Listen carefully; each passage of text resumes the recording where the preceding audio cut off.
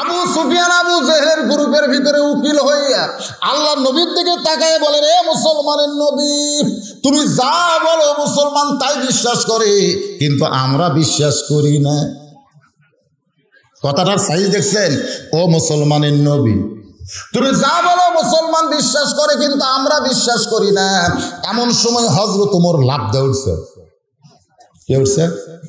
হযরত ওমর লাফ দিয়ে বলতেছে, এই কাফেরের বাচ্চারা, এই শয়তানের দলেরা, আল্লাহর নবী ওয়াজ করতেছে, আমরা শুনবো, তুর্কি এখানে ডাকছে কে? আপনারা বলেন তো, যিনি চিল্লাইতেছে গরম হয়ে উঠছে তার নাম কি? হ্যাঁ শোনেন, খুব মনোযোগ দেন। আল্লাহ রাসূল কইছে আমার সাহাবীদের সবচাইতে গরম কে? শয়তানের বাচ্চারা, কাফেরের বাচ্চারা। নবী নামাজ নিয়ে কথা বলবে, 5 ওয়াক্ত নামাজ 17 রাকাত কেন হলো? আমরা যখন গুরুত্বপূর্ণ কথা শুনবো সেই সময় তোর ডাকলো কে? এই শয়তানের বাচ্চারা। আবু জেহেল খালি পিছন দিকে রাস্তা দেখতেছে। আবু জেহেল যে বাবা যদি আসা ধরে তো সর্বপ্রথম তো আমাকে ধরবে নাকি? আল্লাহ রাসূল বললেন, শোনেন ইসলাম কত সুন্দর জিনিস। এজলেস এজলেস ইয়া ওমর, বসো ওমর তুমি বসো। আমি নবী যেখানে আসবি সেখানে তোমাকে কে কথা বলতে বলেছে? ওমর বসো। সুবহানাল্লাহ। এরই নাম হলো ইসলাম। ইসলামের নেতারা কেমন হয়? যার আদর্শ হচ্ছে আমাদের নবী। আল্লাহ নবী যদি বলতো, ওমর সকাল আবু জেহেল আমাকে একলা পাগল বলে গেছে, এখন বিরূপ নিয়ে এসে ধর, এই কথা যদি নবী বলতো ওরা একটা বাস্তব। কিন্তু আল্লাহ নবী ধরতে বলে নাই, আল্লাহ নবী বসতে বলেছেন। আজও বাংলাদেশে যারা নবীর আদর্শের দল করে তারা কিন্তু মারামারি করে না, বরং তারা বসতে বলে। জোরে কোন কথা ঠিক ঠিক না? ওমর ফারুক যখন বসে গেছে, এমন সময় আল্লাহ নবী বলতেছেন, আপনারা সম্ভ্রান্ত বংশের মানুষ, আপনারা সম্ভ্রান্ত মানুষ, আপনারা সামনে বসেন। এ সাহাবীরা তোমরা পিছন দিকে যাও, ওই নেতাগুলোকে তোমরা সামনে বসতে দাও। দেখেন আমাদের নবী কত ভালো, আমাদের নবী কত উদার, তাদেরকে সামনে বসতে বলে। যারা নবীরে পাগল কয়, যারা নবীকে আজে বাজে কথা বলে, তাদেরকে বলে আপনারা সামনে বসেন, আপনারা আর সাহাবীরা তোমরা পিছন দিকে চলে যাও। সেই কথা যখন নবী বলতেছে, আবু সুফিয়ান বলতেছে, তোমার নামাজ টামাজের ওয়াজ আমরা শুনতে আসিনি, তোমার নামাজ টামাজ। এখানে অনেক বেনামাজি আছে, আছে না নাই? এই কথা জানা আছে না নাই?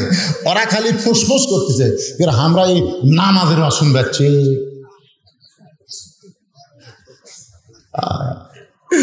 নামাজের ওয়াজ অনেকের চুলকানি, কারণ অধিকাংশ লোকই মাগরিব এশা পড়েনি।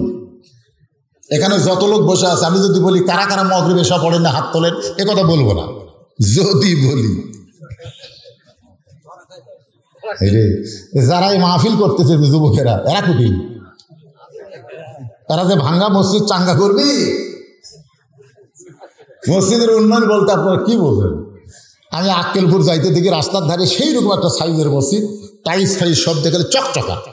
মসজিদের মধ্যে ঢুকে দেখি এক জায়গা পরিষ্কার, আর গোটা মসজিদ ধুলে, টাইসের উপরে ধুলে পড়ে আছে, তাহলে সামান্য জায়গা পরিষ্কার। আমি মুয়াজ্জিনকে বললাম, কে ভাই এই সামান্য পরিষ্কার, বাদ বাকি ধুলে কেন? বলে হুজুর আজান যে আঁকা মধ্যে কেউ আসে না, তা খামাকা ঝাড় দেখি হই, কেউ যদি না আসে আমি কথা ঝাড় দেবো। এই জন্য সামান্য জায়গা পরিষ্কার মানে ওটি হাবি নামাজ পড়ি, গামছার 2 বাড়ি মারি পরিষ্কার করে আল্লাহ আকবার নামাজ পড়তে। তাই বলে এত সুন্দর মূর্তি কেউ আসে না, তাহলে কি নামাজ হয় না? তখন মুয়াজ্জিন বলছে, হুজুর ওই নামাজের দিনে নামাজ হয়।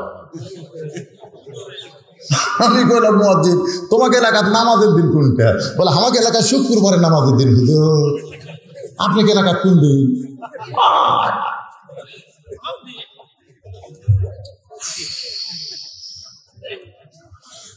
একটু মনোযোগ দিয়ে শুনবেন, এই নামাজ টামাজ আমরা শুনবার আসি নাই। আল্লাহ নবী বলেন তাহলে কি শুনবেন? আবু সুফিয়ান বলতেছে, আমাদের নেতা আবু জেহেল 2 বার বাইতুল মুকাদ্দাসে গেছে, আর তুমি কইলা আজকে রাত্রেবেলা বাইতুল মুকাদ্দাসে নামাজ পড়াইছি, যেখানে যাইতে লাগে 30 দিন আর আসতে লাগে 30 দিন, আর তুমি কইলা আজকে 2 রাকাত নামাজ পড়াইছো। আমাদের জানার বিষয় হলো বাইতুল মুকাদ্দাসের দরজা জানলা কয়টা? বাইতুল মুকাদ্দাসের দরজা জানলা কয়টা এইটা বলে দিলে আমরা চলে যাব। নবীর চোখ দর দর করে পানি পড়তেছে। আবু বকর বলে, ইয়া রাসূলুল্লাহ, হুজুর আপনি কাঁদেন কেন? রাসূল বলে, আবু বকর, আমি শুধু বাইতুল মুকাদ্দাসে 2 রাকাত নামাজ পড়াইছি, আমি তো জানলা দরজা গুনবার যাইনি। আপনারা বলেন তো, মসজিদের মধ্যে আমরা যারা যাই, আমরা কি করার জন্য যাই? এখন সামনে কাতারে নামাজ পড়ছে। কোন কাতারে? মসজিদ থেকে বার হইতে একজন বলে, ভাই নামাজ পড়ছিস? সামনে কাতারে পড়ছি। কার বিশ্বাস হয় না? ভাইরে সামনে কাতারে পড়ছি, আমার বিশ্বাস হয় না। তোর বিশ্বাস কি দিয়ে হবে? তোর বিশ্বাস হবে তুমি যদি বলতে পারো মসজিদে ফ্যান কয়টা, যদি মসজিদে ফ্যান কয়টা এরা বলতে পারো, তাহলে আমার বিশ্বাস হবে তুমি নামাজ পড়ছো। তারপর বলেন তো আপনার কি চাই? ফ্যান কোনেন কয়টা ফ্যান? এইরকম অবান্তর প্রশ্ন আবু সুফিয়ান নবীকে বলতেছে যে দরজা জানলা কয়টা হিসাব দিলি আমরা এখান থেকে চলে যাব। আবু বকর বলে, রাসূলুল্লাহ, দরজা জানলার হিসাব যদি দিবার না পারেন তাহলে এরা আপনাকে চূড়ান্ত অপমান করবে। সকালবেলা একজন পাগল বলে গেছে, এখনো গ্রুপ নিয়ে আইছে আপনাকে অপমান করার জন্যে। হুজুর আপনি কি অপমান সহ্য করবেন? আল্লাহ নবী যখন চোখের পানি নিয়ে কান্দে, এমন সময় আল্লাহ তাআলা কোরআনে আয়াত নাযিল করে বলতেছেন, ওয়ারাফানা লাকা যিকরা। জোরে কর সুবহানাল্লাহ। ওয়ারাফানা লাকা যিকরা, আপনার জিকির, আপনার স্মরণ সবার উপরে। আমি আল্লাহর পরেই, আল্লাহ বলতেছে আমার পরেই পৃথিবীর মধ্যে সবচাইতে সম্মানী সবার উপরে যিনি, তিনি হলেন মুহাম্মাদুর রাসূলুল্লাহ সাল্লাল্লাহু আলাইহি ওয়াসাল্লাম। আপনাদের কি মনে হয়? এই ব্যাপারে সন্দেহ আছে নাকি? সন্দেহ আছে? আল্লাহ বলেছেন ওয়ারাফা'না লাকা যিকরাক। হুজুর, এই কাফেরের বাচ্চারা এসে দরজা জানলা শুনবার চায় আর আপনি চোখের পানি বার করে কান্দেন। কোনো টেনশন করেন না, বাইতুল মুকাদ্দাস গোটা আপনার সামনে হাজির হবে।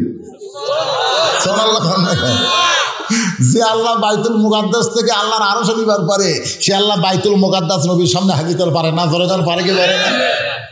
রে জিবরাইল, যাও যাও বাইতুল মুকাদ্দাস নবীর সামনে হাজির করো, না হয় নবীর পাওয়ার, চোখের পাওয়ার আমার আল্লাহ বাইতুল মুকাদ্দাস পর্যন্ত দিবার পারে কি পারে না? কেন পারে কি পারে না? আল্লাহ রাসূল বলেছেন, ইত্তাকু ফিরাসাতাল মুমিনিনা ফাইন্নাহু ইয়ানজুরু বিনুরিল্লাহ। ভাইজান, অত্যন্ত গুরুত্বপূর্ণ হাদিস। আল্লাহ, এই বাবা তোর মাঝে মধ্যে ওঠো বসে লোকজন বিরক্ত হয়। ইত্তাকু মানে কি? ভয় করো। ফিরাসাতাল মুমিনিনা ফাইন্নাহু ইয়ানজুরু বিনুরিল্লাহ। আপনাদের কি মনে হয় যেভাবে গ্যাস চলতেছে এভাবেই চলবি? এভাবেই কি মনে হয়? আচ্ছা, 2-1 কয় হুজুর হবি না, হুজুর হবি না। একজন আমাকে বলতে, হুজুর ভারত পক্ষে আছে, হুজুর আমেরিকা পক্ষে আছে, হুজুর। আমি বললাম, পাগলা, তুই যদি ইমানদার হোস, ভারত পক্ষে আছে আমেরিকা পক্ষে আছে এটা বলাই যাবে না, আল্লাহ পক্ষে আছে কিনা এটাকে জানা লাগবে। পাগলা, কি মনে করতেছিস আমেরিকা ভারত? 6 তলা বিল্ডিং এর উপর যায় 1.5 লাখ টাকার খাটের উপর শুয়ে 12,000 টাকার কম্বল চোখে মুখে দিয়ে কয়, আমার বাড়ি, আমার ঘর, আমাক নামাইতে 2-4 কোটি টাকা খরচ করে বাড়ি বানাচ্ছি, আমার বাড়ি, আমার ঘর, আমাক নামাই খেয়ে। এই কয়ে 9টার সময় কম্বল মাথার উপর দিয়ে শুয়ে পড়ছে। কয়টা? 9টার সময়। রাত যখন 3টা বাজে, রাত কয়টা? 3টা যখন বাজছে তখন একটা ভূমিকম্প, সামান্য, খুব জোরে লাগে। উনি এত ফোর্সে নামছে 9টা। আরে এক মুরব্বী এসে বলতেছে, হুজুর একটা দোয়া করা লাগবে। আমি কি দোয়া? আমার বউ এবার ভাইস চেয়ারম্যানের দাঁড়াচ্ছে, ইউনিয়নের ভাইস চেয়ারম্যানের দাঁড়াচ্ছে, হুজুর একটা দোয়া করেন। তাই 500 টাকা আমার হাতত দিল। ওর বউ ভাইস চেয়ারম্যান হবি, আমার দোয়া করা লাগবে। আমি বললাম, হাত তোলো ভাই, হাত তোলো। তুই হাত তুলছে, তখন আমি দোয়া করতেছি, মা তারাক্ত আলা উম্মতি ফিতনাতুন আদর আলা রাজুলু মিনান নিসা রাওয়াহুল বুখারী কিতাবুল ফিতান আল্লাহুম্মা আমিন। তুমি দোয়া করে কিছু দূর যাওয়ার পরে মনে হচ্ছে হুজুর তো আরবি দিয়ে দোয়া করলো পারে, বাংলাতে একটা কথাও হয়নি। বউ যদি শুনবার চাই হুজুর কি দোয়া করছে, আমি তো আরবি না করার পারবো না, বাংলাটা অন্তত বউ কয়া লাগবে হুজুর এই কথা কে দোয়া করছে। ওই আবার ঘুরে যাচ্ছে, আচ্ছা বলছে হুজুর আরবিতে কি দোয়া করলে আমার বউয়ের জন্য, ওটা বাংলা বল। আমি বললাম টাকা নিয়ে যান। হুজুর আমি তো টাকা চাইনি, খালি বাংলা শুনবার চাচ্ছি। আর আগে টাকা ধর, তারপরে বাংলা শোন। তোর হাতের মধ্যে টাকা দিয়ে আমি কইলাম আল্লাহ রাসূল বলেছে আমার পরে আমার উম্মতের জন্য সবচাইতে বড় বিপদ হলো মরদ মানুষের জন্য নারী ভাই চেয়ারম্যান হওয়া। এখন নবী যদি বলে আমার উম্মতের সবচাইতে বড় বিপদ হলো মেয়ে মানুষ চেয়ারম্যান হওয়া, তাহলে আমি দোয়া করলে আমার ইমান থাকবি?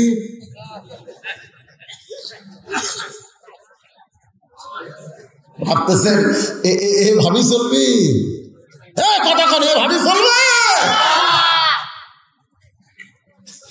আল্লাহর বান্দার একটু মনোযোগ দেবেন।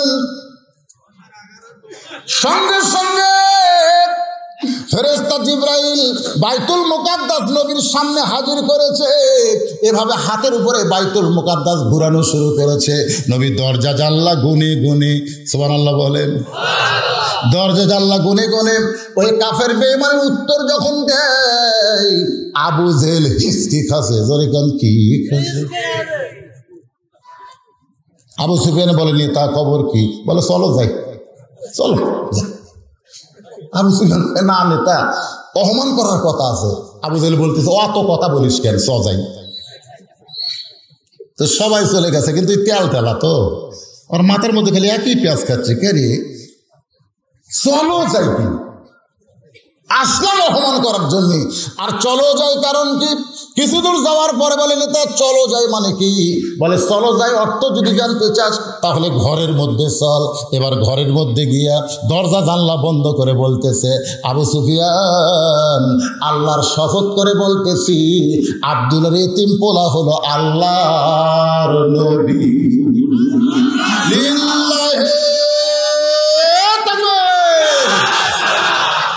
আবু জেহেল বলতেছে আল্লাহর শপথ আব্দুলের এতিম পোলা হচ্ছে আল্লাহর নবী। আবু সুফিয়ান বলতেছে তাহলে দরজা জানলা বন্ধ করে বলা লাগবে কেন? আপনি খালি বলবেন আব্দুলের এতিম পোলা, আমি বলবো আল্লাহর নবী, চলেন মিছিল করি। সঙ্গে সঙ্গে আবু জেহেল সুফিয়ানের মুখে হাত দিব।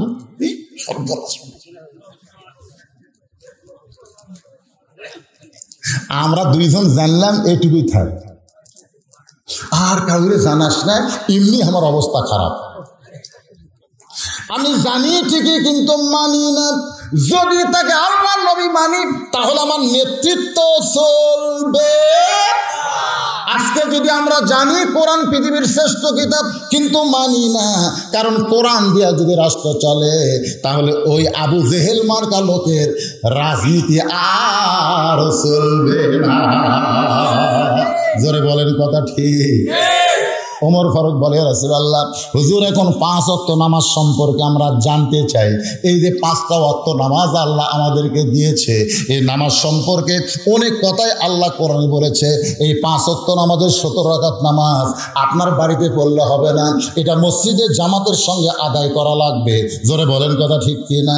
নবী কিন্তু নামাজ পড়ছে মক্কায়, মক্কায় নামাজ কায়েম করতে পারে নাই, নামাজ কায়েম করেছে গিয়ে মদিনায়। আপনারা কি জানেন ভাইজান, সর্বপ্রথম আল্লাহ নবী মদিনায় গিয়ে কি করেছেন? নবীর জীবনী পড়লে আপনারা দেখবেন সর্বপ্রথম আল্লাহ নবী মদিনায় গিয়ে মসজিদে কুবা নির্মাণ করেছে। জোরে বলেন মসজিদের নাম কি? মসজিদে কুবা। যারা হজ করেছেন এই মসজিদে কুবার মধ্যে 2টা রাকাত নামাজ যদি আদায় করে একটা ওমরা হজের সওয়াব পায়। এখানে যত মানুষ বসে আছেন আপনাদের মধ্যে হাজি সাহেব কয়টা আছেন দেখি হজ করছেন? এরকম মানে হাজি সাহেবরা কি আর ওয়াজ শোনে না নাকি রে? গোটা 3 মাশাআল্লাহ, 4, 5টা 10টা যাই হোক আলহামদুলিল্লাহ। আপনারা কি মসজিদে কুবা দেখেননি বাজান? দেখেন নাই? ওই মসজিদে কুবা যখন আল্লাহ নবী নির্মাণ করবেন, শোনেন, ওখানে এসে জায়গাটা দিকে পছন্দ করে বলতেছে এই জায়গার মালিক কে? এই জায়গা। তখন মদিনার একজন বলতেছে হুজুর এই জায়গার মালিক মারা গেছে, মালিক মারা গেছে, 2টা এতিম সন্তান এখন এই জায়গার মালিক হয়েছে। আল্লাহ রাসূল বললেন ওই 2 এতিম সন্তানকে নিয়ে আসো। 2টা এতিমকে যখন নবীর কাছে নিয়ে আসলো তখন নবী বললেন, বাজান এই জায়গাটা আমার পছন্দ হয়েছে, এইখানে আল্লাহর ঘর বানাবো। যেরকম কি বানাবো? তো এই জায়গাটা তোমরা কত টাকার বিনিময়ে দিবে? তখন 2টা এতিম বাচ্চা নবীর মুখের দিকে ফেল করে তাকায় আছে, বলতেছে ইয়া রাসূলুল্লাহ এখানে কি বানাবেন? সে বলতেছে আল্লাহর ঘর বানাবো। 2 বাচ্চা বলতেছে আল্লাহর ঘর বানাবেন, বিনিময়ে আপনি আমাকে টাকা দিবেন। তা আল্লাহর ঘর বানাবেন, বিনিময়ে আমাকে জান্নাত দেওয়া যায় না? এই টাকা না দিয়ে কি জান্নাত দেওয়া যায় না? তখনই নবী বললেন যে আল্লাহর ঘর বানায় দেয়, আল্লাহ তাকে জান্নাতেও একটা ঘর বানায় দেয়। আবু জেহেলের বাড়ি, আবু জেহেলের যে একটা বাড়ি নাই, ওই বাড়ি থেকে কাবা পশ্চিম দিকে মাত্র 200 মিটার। কয় মিটার? আবু জেহেলের বাড়ি থেকে পূর্ব দিকে আল্লাহ নবীর ঘর মাত্র 150 মিটার। তাহলে পশ্চিমে লা ইলাহা ইল্লাল্লাহ আর পূর্ব দিকে মুহাম্মাদুর রাসূলুল্লাহ, মাঝখানে আবু জেহেল। গোটা পৃথিবীর মধ্যে আবু জেহেলের মতন ভাগ্যবান মানুষ কেউ নেই। খালি পশ্চিম দিকে তাকালি লা ইলাহা ইল্লাল্লাহ আল্লাহর কাবা, আর পূর্ব দিকে তাকালি নবীর বাড়ি মুহাম্মাদুর। এই মাঝখানে লোকটা এত খারাপ কেন হল তা চিন্তা করা দরকার। আজকে সে আবু জেহেল আল্লাহ নবীর প্রশংসা করতেছে, আর নবী এই কথা বলেছে, আপনারা সবাই চুপ ছিলেন।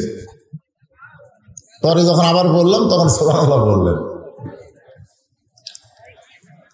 আবু জেহেল চিল্লায় বলতেছে, পাগল, তুমি পাগল, তুমি আল্লাহর আরশে গেছো, আল্লাহ তোমাকে 5 ওয়াক্ত নামাজ দিছে, জান্নাত জাহান্নাম দেখছো, এগুলো আমার জানার বিষয় না। আমার জানার বিষয় হলো বাইতুল মুকাদ্দাস, যেখানে যাইতে লাগে 30 দিন, আসতে লাগে 30 দিন। আমি আমার জীবনে 2 বার ভ্রমণ করেছি। কয়বার? তেজস্বী ঘোড়ার পিঠে চড়ে, যেখানে যাইতে লাগে 30 দিন আর আসতে লাগে 30 দিন। আর তুমি আজকে রাত্রেবেলা সেখানে 2 রাকাত নামাজ পড়াছ। এই গাঁজাখুরি গল্প কোন সুস্থ মানুষ বলতে পারে না তুমি পাগল।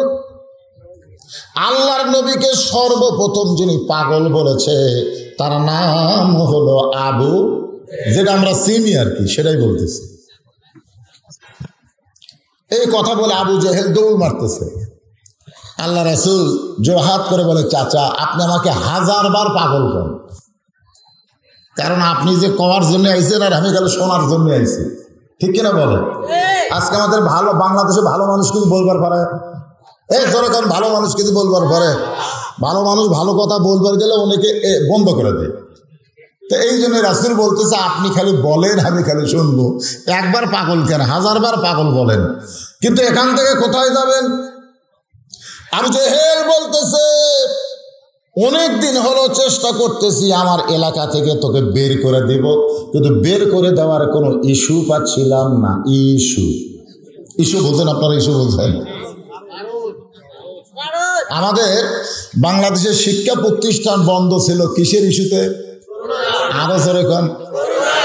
কিন্তু হাফিজি মাদ্রাসা বন্ধ হয়নি কেন? হ্যাঁ, প্রাইমারি কিন্তু এখনো খোলেনি। আজকে যেটা খোলা হলো কি উচ্চ মাধ্যমিক, কলেজ, ভার্সিটি খুলে দিয়েছে, এখন পর্যন্ত প্রাইমারি খোলেনি। তো শিক্ষামন্ত্রীকে বলা হলো প্রাইমারি খুলতেছেন না কেন? বলা ওরা এখনো টিকার আওতায় আসেনি, ছোট মানুষ, এই জন্য প্রাইমারি আপাতত খোলা হচ্ছে না। আপনারা বলুন তো, প্রাইমারির ছাত্র আর হাফিজি মাদ্রাসার ছাত্র একই বয়স না? একই বয়স না? তো তাহলে হাফিজি মাদ্রাসা খোলা, প্রাইমারি বন্ধ, কারণ কি?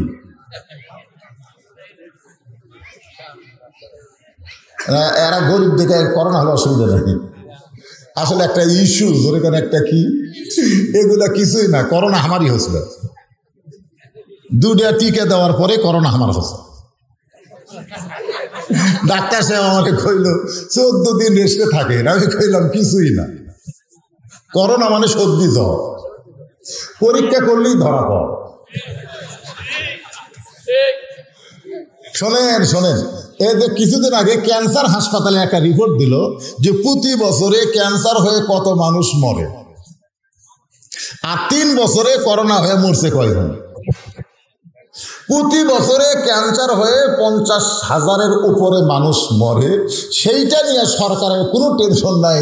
3 বছরের মধ্যে মাত্র 28,000, ধরে এখন কয় হাজার। এইটার জন্য স্কুল কলেজ মাদ্রাসা সব বন্ধ, মসজিদে 1.5 হাত পর খারাপ, মুখত মাস্ক লাগায় এ কর সে কর। তার মানে কি বোঝা গেল? 3 বছরে কয় হাজার? 28,000। আর প্রতি বছরে কত? তাহলে এই করোনার চাইতে ক্যান্সারের রোগ ভয়াবহ না? অথচ ওই রোগ নিয়ে কোনো টেনশন নাই। যত টেনশন করোনা, এটাই হলো ইস্যু। বোঝেন ইস্যু? আবু জেহেল বলতেছে যে আমি তোকে মক্কা থেকে বের করার কোন ইস্যু খুঁজে পাচ্ছি না, কোনো ইস্যু আমি খুঁজে পাচ্ছি না যে তো কি ইস্যু দিয়ে বার করে দিব। তো এই মুহূর্তে একটা ইস্যু পাইছি, তুই পাগল। তুই কি? আল্লাহর নবী বলেন, চাচা আমি আপনার সঙ্গে কোনোদিন খারাপ ব্যবহার করলাম না, আচার আচরণ ব্যবহার কথাবার্তায় কি আপনি কোনোদিন কষ্ট পাইছেন? এরপরেও আপনি আমাকে কেন মক্কা থেকে বের করে দিবেন? আবু জেহেল বলতেছে, বেটারে সর্বপ্রথম তোকে আল-আমিন ডিগ্রি কে দিয়েছে? তুই যে আল-আমিন বিশ্বাসী, এই ডিগ্রিটা কিন্তু আমি আবু জেহেল নিজেই দিয়েছি। তোর আমার এত ভালো লাগতো, কিন্তু এখন আর ভালো লাগে। কারণ কি? কারণ হলো 40 বছর তুই নবী হোস নাই। 40 বছর পর্যন্ত তুই আমার বড় আপন ছিলি, তোর চাইতে আপন কেউ ছিল না। কিন্তু 40 বছর পর তোর যখন কোরআন নাজিল হইল, তুই তখন কোরআন মোতাবেক যখন কথা বলিস, তখন জনগণ বুঝতে পারে আসল কুন্ডার ভুয়া কুন্ডা। দিন দিন আমি ভুয়া হয়ে যাচ্ছি, আর তুই জনগণের কাছে আসল হয়ে যাচ্ছি। দিন দিন আমি আবু জেহেল কি হয়ে যাচ্ছি? কারণ তোর কাছে এমন একটা কুল জাল হক যাহাকাল বাতিল ইন্নাল বাতিলা কানা যাহুকা। অল্প কিছুদিনের মধ্যেই আমার অবস্থা খারাপ হবে। তা আমি খারাপ অবস্থায় পড়ার আগে তোকে আমার এলাকা থেকে বার করার একটা ইস্যু খুঁজতেছি। আজকে বর্তমান বাংলাদেশে ভালো ভালো মানুষগুলো জেলখানায়, আর খারাপ মানুষগুলো সিনা টান করে ঘুরে বেড়ায়। এখন কারণ কি? আপনি বলেন তো, ইস্যু কি? ইস্যু নাই, দরকার ইস্যু নাই।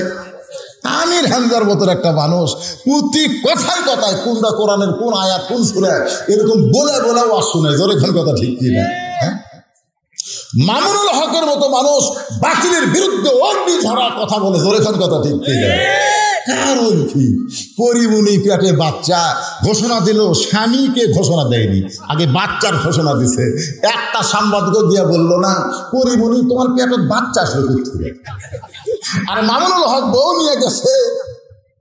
সাংবাদিক বলতেছে, এটা কি আপনার আসল বউ? হ্যাঁ, আমার আল্লাহর শপথ এটা আমার আসল বউ। তো কাবিন দেখান।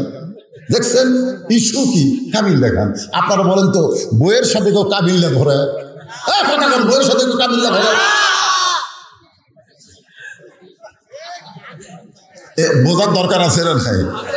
আবু জেহেল বলতেছে, তুই পাগল বানায়া আমার এলাকা থেকে তোকে ঘর ছাড়া করতে চাই। এই বলে আবু জেহেল সকালবেলায় এমন একজনের বাড়ির দরজায়, যার নাম হলো আবু বক্কর, সাল্লাল্লাহু আলাইহি ওয়াসাল্লাম, আবু বক্করের বাড়ির দরজায় আবু জেহেল। আবু বক্কর বাড়িতে আসো নাকি? আবু বক্কর চমকে গেল, এত সকালবেলা এত বড় নেতা আমার বাড়ির দরজায়, মনে হয় নেতার বিপদ। সহজ সরল মানুষের দরজায় যখন বড় বড় নেতারা যায়, আপনারা বলেন তো ওই মানুষের বিপদ না নেতার বিপদ? হ্যাঁ, নেতা কিন্তু মাঝে মধ্যে বিপদে পড়ে। আমাদের বাংলাদেশের ভোট যদি না থাকতো, ভোট যেরকম কি, হ্যাঁ, এইবারে মনে হয় ইউনিয়ন পরিষদের নির্বাচনগুলো ঠিক মতো হচ্ছে। আমার এলাকার সব নৌকার চেয়ারম্যানেরা 300, 250 এইরকম ভোট পাচ্ছে। মানে 57টার মধ্যে 3 কি 4টে নৌকা উঠছে, আর বাদ বাকি সব ফ্যাট করে ফেলে দিছে। মোটামুটি একটা ভোট বোঝা গেছে আমার এলাকার। আপনাদের এলাকার খবর আমি জানি না। তো এখন চেয়ারম্যান সাহেব গাড়ি চলে যাচ্ছে, যাওয়ার সময় ড্রাইভারকে বলতেছে গাড়ি থামা।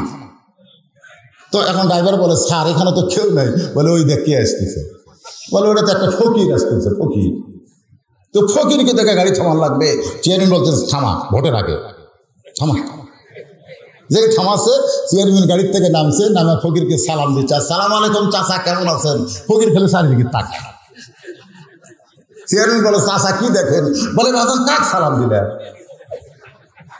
আপনাকে সালাম দিলেন। কেন ফকির বাজান, আমি তো মানুষ না, আমি ভিক্ষা করে খাই। তো চেয়ারম্যান বলতে ভোটের আগে আপনিও যায় আমিও ওঠে। আমাদের বাংলাদেশের নেতারা ভোটের আগে যেমন বিপদে পড়ে তেমন বিপদে পড়েছে আবু জেহেল। জোরে বলেন নাম কি? আবু বকর দরজা খুলে বলতেছে নেতা এই সকাল বেলায় আমার বাড়ির দরজায় আমারে ডাক দিলেন, খবর কি? আবু জেহেল বলতেছে আবু বকর তুমি কি জানো তোমার নবী পাগল হয়েছে? আবু বকরকে আবু জেহেল বলতেছে তুমি কি জানো তোমার নবী পাগল হয়েছে? সঙ্গে সঙ্গে আবু বকর এভাবে শাহাদত আঙ্গুলি তুলে বলতেছে আবু জেহেল যেই কথা একবার বলেছ ওই কথা যদি আর একবার বলো। এই হাতের দিকে তাকান। যেই কথা একবার বলেছ এ কথা যদি আর একবার বলো। আবু জেহেল 3 ধাপ পিছনে গেছে। যেই হাতটা খালি দোয়া করে, যেই হাত খালি দোয়া করে সেই হাত আবার এইরকম করে কেন, এইরকম করে কেন? মানে এখন মুয়াজ্জিন সাহেব ইমামকে বলছে যে হুজুর যে হারে গ্রামে চুরি হয়ে গেছে আপনি একটু ভালো করে দোয়া করেন তো, এই চোরের হাত থেকে গ্রাম যেন বাঁচে। এশার নামাজের পরে ইমাম সাহেব বলতে যে ভাই কেউ যাবেন না, আজকে একটা দোয়া আছে। সবাই বসার আছে। ইমাম বলতেছে একবার সূরা ফাতিহা 3 বার সূরা ইখলাস পড়ে আর দরুদ শরীফ 11 বার। সবাই পড়ার পরে ইমাম সাহেব দোয়া করতেছে আল্লাহ আল্লাহ আমরা বড় বিপদে আছি, মাঝে মধ্যে আমাদের বাড়ির চুরি হয়, এই চোরের হাত থেকে বাঁচার জন্য তোমার দরবারে হাত তুলেছি আল্লাহ মেহেরবানি চোরের উৎপাত থেকে আমাদের গ্রামকে বাঁচায় দাও। জানলার উপর থেকে চোর বলতেছে আমিন। এই দোয়াতে চোর বলতেছে আমিন, কারণ চোর জানে তোরা দোয়া করে শুয়ে বলবো আর আমি ইচ্ছা মতো চুরি করবো। আর যদি ইমাম সাহেব বলতো মুয়াজ্জিন গ্রামে চুরি শুরু হয়ে গেছে, চোরের উৎপাত থেকে বাঁচার জন্য দোয়া করার কোনো দরকার নাই, যে হাতটা তুলে আমরা দোয়া করব এই 2টা হাত দিয়ে, এই 2টা হাত দিয়ে আমরা 2 হাতা লাঠি বানাবো। গ্রামের প্রত্যেকটা মোড়ে মোড়ে যেদিক দিয়ে চোর আসার সম্ভাবনা আছে এই মোড়ে মোড়ে আমরা লাঠি নিয়ে দাঁড়ায় থাকবো, দেখি গ্রামে চুরি কিভাবে হয়। আপনারা বলেন তো চোর আমিন কবে না এলাকা ছাড়বে? তার মানে বোঝা গেল এই 2টা হাত খালি দোয়ার জন্য নয়, এই 2টা হাত মাঝে মধ্যে বুঝা সরছে। আবু জেহেল কে আবু বকর তুমি এত নরম মানুষ, তুমি এত গরম হলে কেন? আল্লাহ রাসূল বলেছেন আমার 4 জন সাহাবী 1 নম্বর। কয়জন? 4 জনই 1 নম্বর। নরম 1 নম্বর আবু বকর, গরম 1 নম্বর ওমর, সম্পদে 1 নম্বর ওসমান, আর জ্ঞানী 1 নম্বর আলী। আবু জেহেল বলতেছে তোমার নবী কইছে তুমি হলে 1 নম্বর নরম মানুষ, তোমার নবী কইছে তোমার মতো নরম মানুষ কেউ নাই, আর তুমি এত গরম হলে কেন?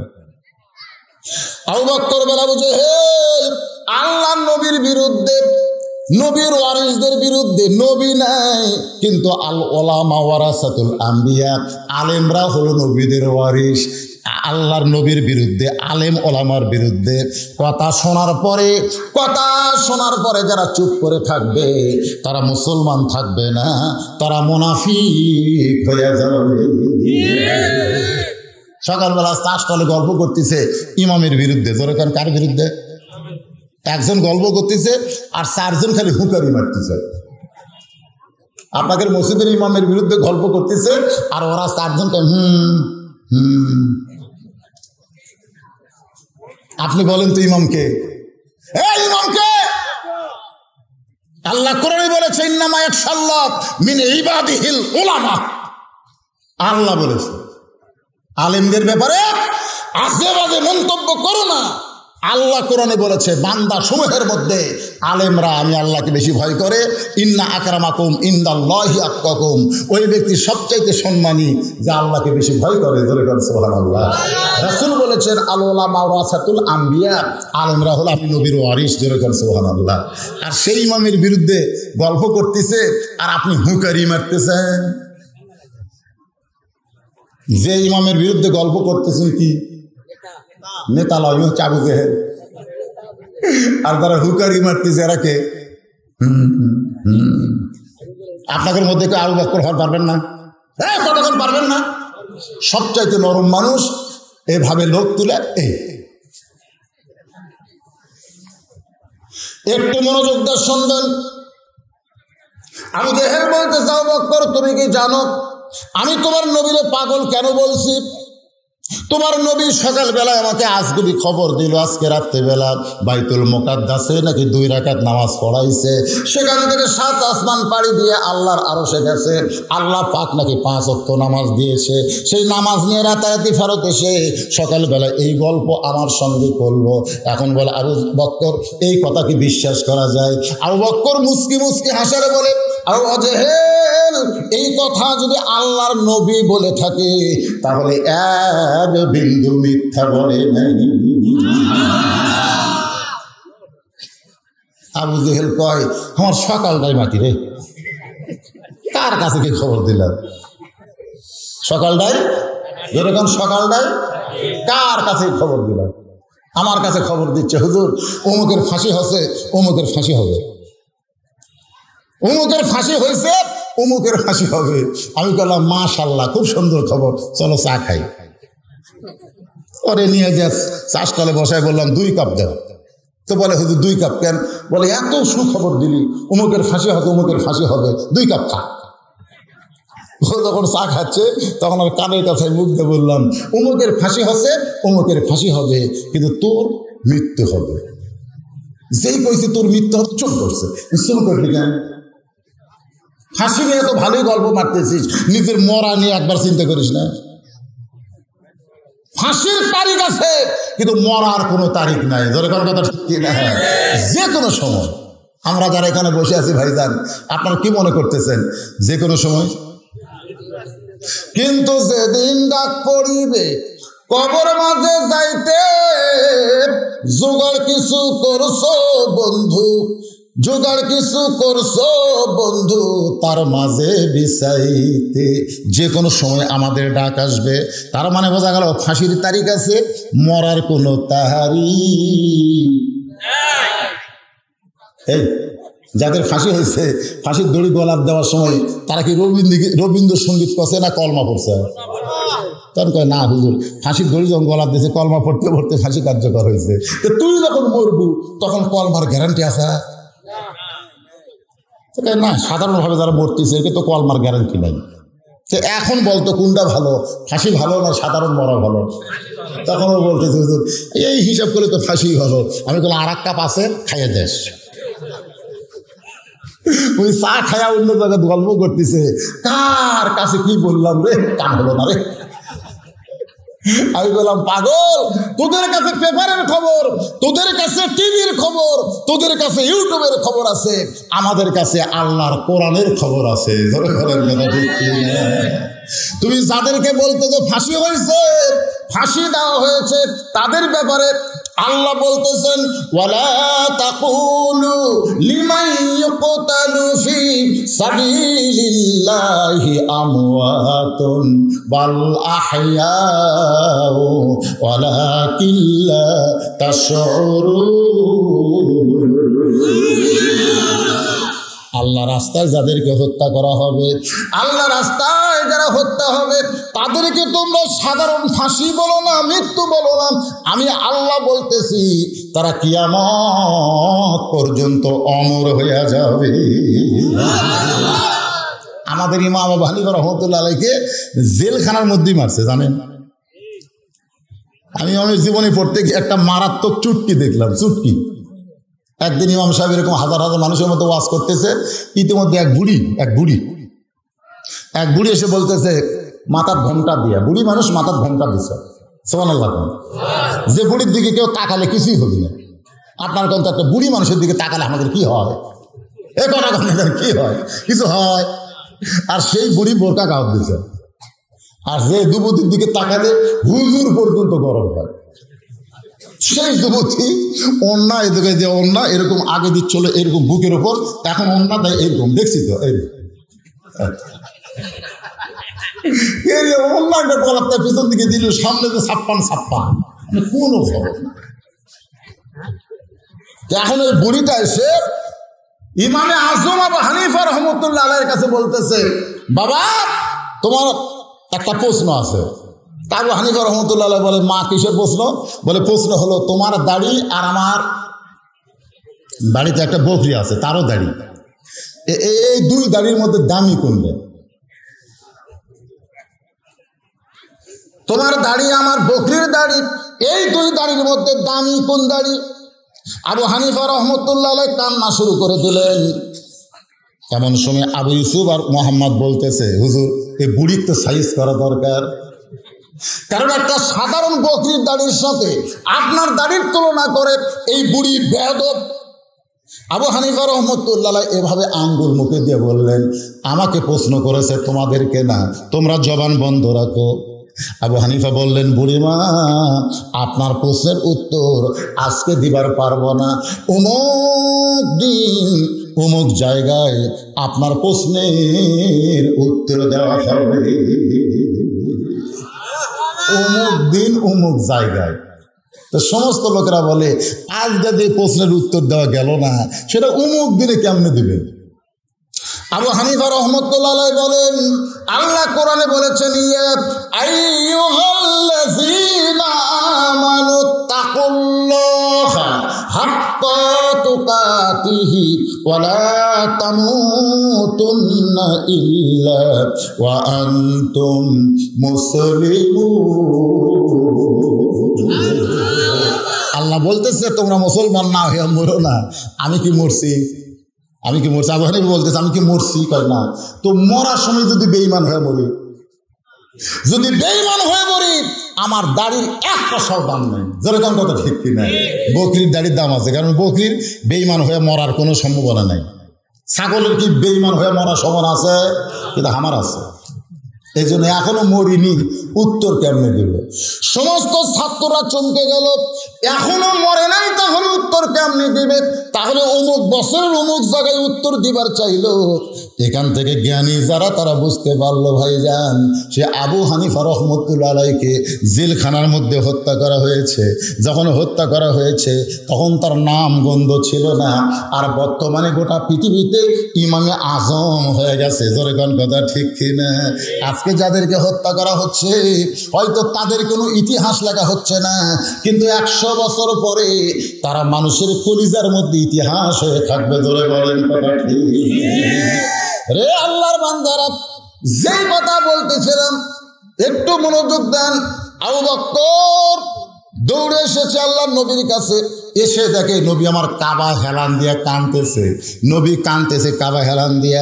আবু বকর এভাবে রুমাল দিয়া নবীর চোখের পানি মুছে দিয়ে বলে, ইয়া রাসূলুল্লাহ এই বছরটা হলো আপনার কষ্টের বছর, সেই বছর একটা সুখবর। সুবহানাল্লাহ। নবী চোখ করছে। আবু বকর বলতেছে এই বছরটা হলো আপনার কষ্টের বছর। যেই বছর রাসূল মেরাজ করেছেন সে বছর নবী কি বছর? কষ্টের বছর। আপনার বলেন তো কি কষ্ট? 1 নম্বর কষ্ট হলো নবীর চাচা আবু তালেব মারা গেছে। আপনারা অনেকেই ভাবতেছেন হুজুর চাচা বললে ভাইস্তার কি হয়? আপনাদের চাচা বললে কি হয়? কষ্ট হয়। আমি হওয়ার পর থেকে দেখতেছি আমার বাপ চাচার মধ্যে গন্ডগোল। আমি নিজেই দেখতেছি, মাত্র 2 হাত জায়গার জন্য আমার চাচা আমার বাপক সেই বাড়ি মানবে। আমি সেদিন থেকে দোয়া করছি, আল্লাহ আমার চাচা মরাই ভালো, যে আমার বাপক মারে এই শালা বেঁচে থাকে লাভ দিই। তার মানে চাচা বললে ভাস্তার খুব একটা কিছু হয় না।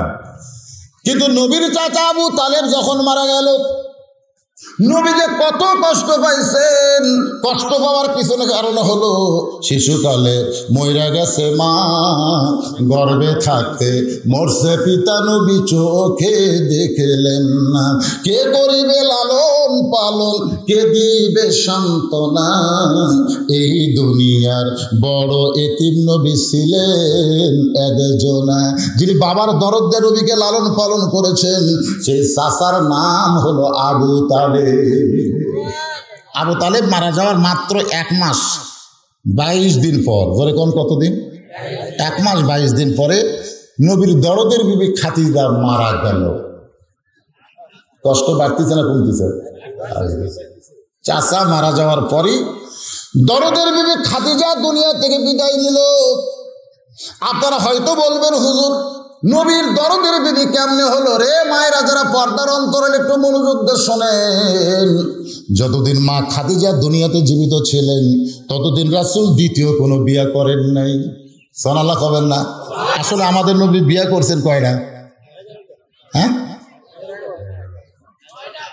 দেখেন, শোনেন একটু, আসলে নবী বিয়ে করছেন 11টা।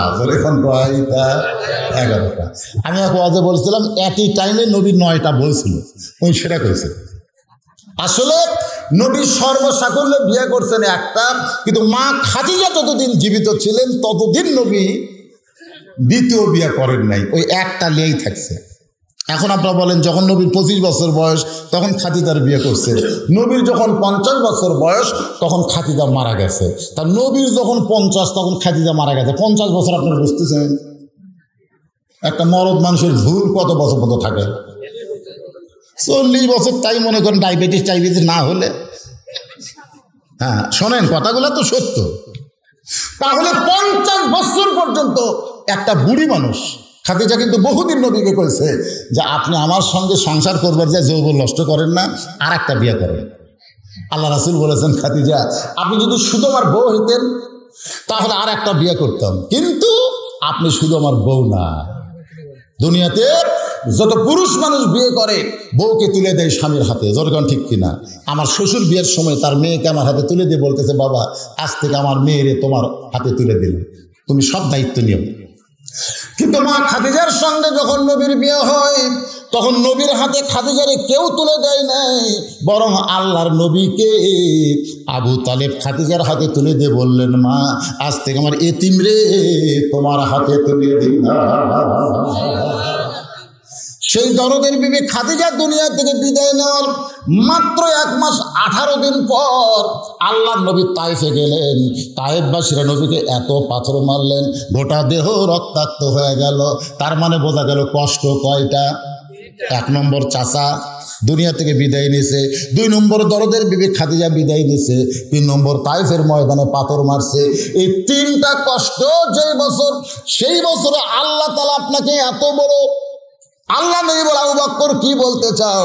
আবু বকর বলে, হুজুর আমি শুনেছি আপনি আজকে রাত্রে বাইতুল মুকাদ্দাসে 2 রাকাত নামাজ পড়াইছেন, সেখান থেকে 7 আসমান পাড়ি দিয়ে আল্লাহর আরশে গেলেন, আল্লাহ পাক আপনাকে নামাজ দিল। নবী চমকে বলে, আবু বকর এই খবর তোমারে এখন কে শোনাইলো? বলে, আবু জেহেল আমারে শোনাইছে। রাসূল বলে, আবু বকর এইটা কি তোমার বিশ্বাস হয়? আবু বকর বলে, সাদ্দাকতা ইয়া রাসূলুল্লাহ, এক বিন্দু মিথ্যা নয়। সঙ্গে সঙ্গে নবী আসমানের দিকে তাকায়া মুচকে হাসি দিলেন। আবু বকরকে একটানে বুকের মধ্যে নিয়ে বললেন, আবু বকর আবু জেহেল আমাকে পাগল বলার পর থেকেই আমার চোখে পানি ঝরতেছে। তুমি সাদ্দাকতা বলার সঙ্গে সঙ্গে আমার ভিতরে সব কষ্ট দূর হয়ে গেছে। আবু বকর, আবু বকর তুমি আমার কষ্ট দূর করে দিলে। এমন সময় আল্লাহ ডাকতে বলে, হাবিব যে আবু বকর আপনার কষ্ট দূর করে দিল, আপনি যাকে বুকে নিলেন, আজ থেকে শুধু আবু বকর নয়, আমি আল্লাহ তাআলা পরে সিদ্দিক ডিগ্রি দিয়া দিলাম। আল্লাহ কোরআন কারিমে বলেছেন, ইয়া পড়েন, ইয়া আইয়ুহাল্লাযীনা আমানুত্তাকুল্লাহ ওয়া কুনু মা'আস সাবিকিন। আল্লাহ বলতেছে যারা আমাকে বিশ্বাস স্থাপন করেছে, শোনেন বর্তমান বিশ্বের প্রেক্ষাপট বাংলাদেশের অবস্থায় মারাত্মক কথা। যারা আমাকে বিশ্বাস স্থাপন করেছো, তোমাদের ভিতরে যদি আল্লাহর ভয়, কার ভয়? কার ভয়? আল্লাহর ভয় রাখতে চাও, তাহলে অকুনু মা'আস সাদিকিন, সত্যবাদীদের সাথী হও। সত্যবাদীর সাথে না থাকলে খালি করোনার ভয়। কিসের ভয়? আমি ফকিরকে বলছিলাম, ভাই একটু মুখত মাস্ক টাক দিয়ে আপাতত 2 মাস একটু রেস্টে থাক, যে হারে করোনা ধরতেছে। ফকির আমারে কয়, আপনি আলেম না জানেন? তা আমি কি খারাপ কইছি? আমি কইছি মুখত মাস্ক দিয়ে যে করোনা ধরতেছে আপাতত 2 মাস রেস্ট লে রে, এত ঘুরিস না, এ পাড়া ও পাড়া ঘুরতে ঘুরতে তো করোনা ধরবি। আমার কয় আপনি আলেম না জানেন? আমি বললাম, আমার মধ্যে জালেমের কি দেখলি? ফকির বলতেছে, হুজুর আপনি সত্যি করে কন তো, এ পর্যন্ত বাংলাদেশে কয়টা ফকির করোনা হয়ে মরছে? কম। তা আমি কইলাম, কে রে ভাই, ফকির কয়টা মরলো তা তো আমি কর পারতেছি না।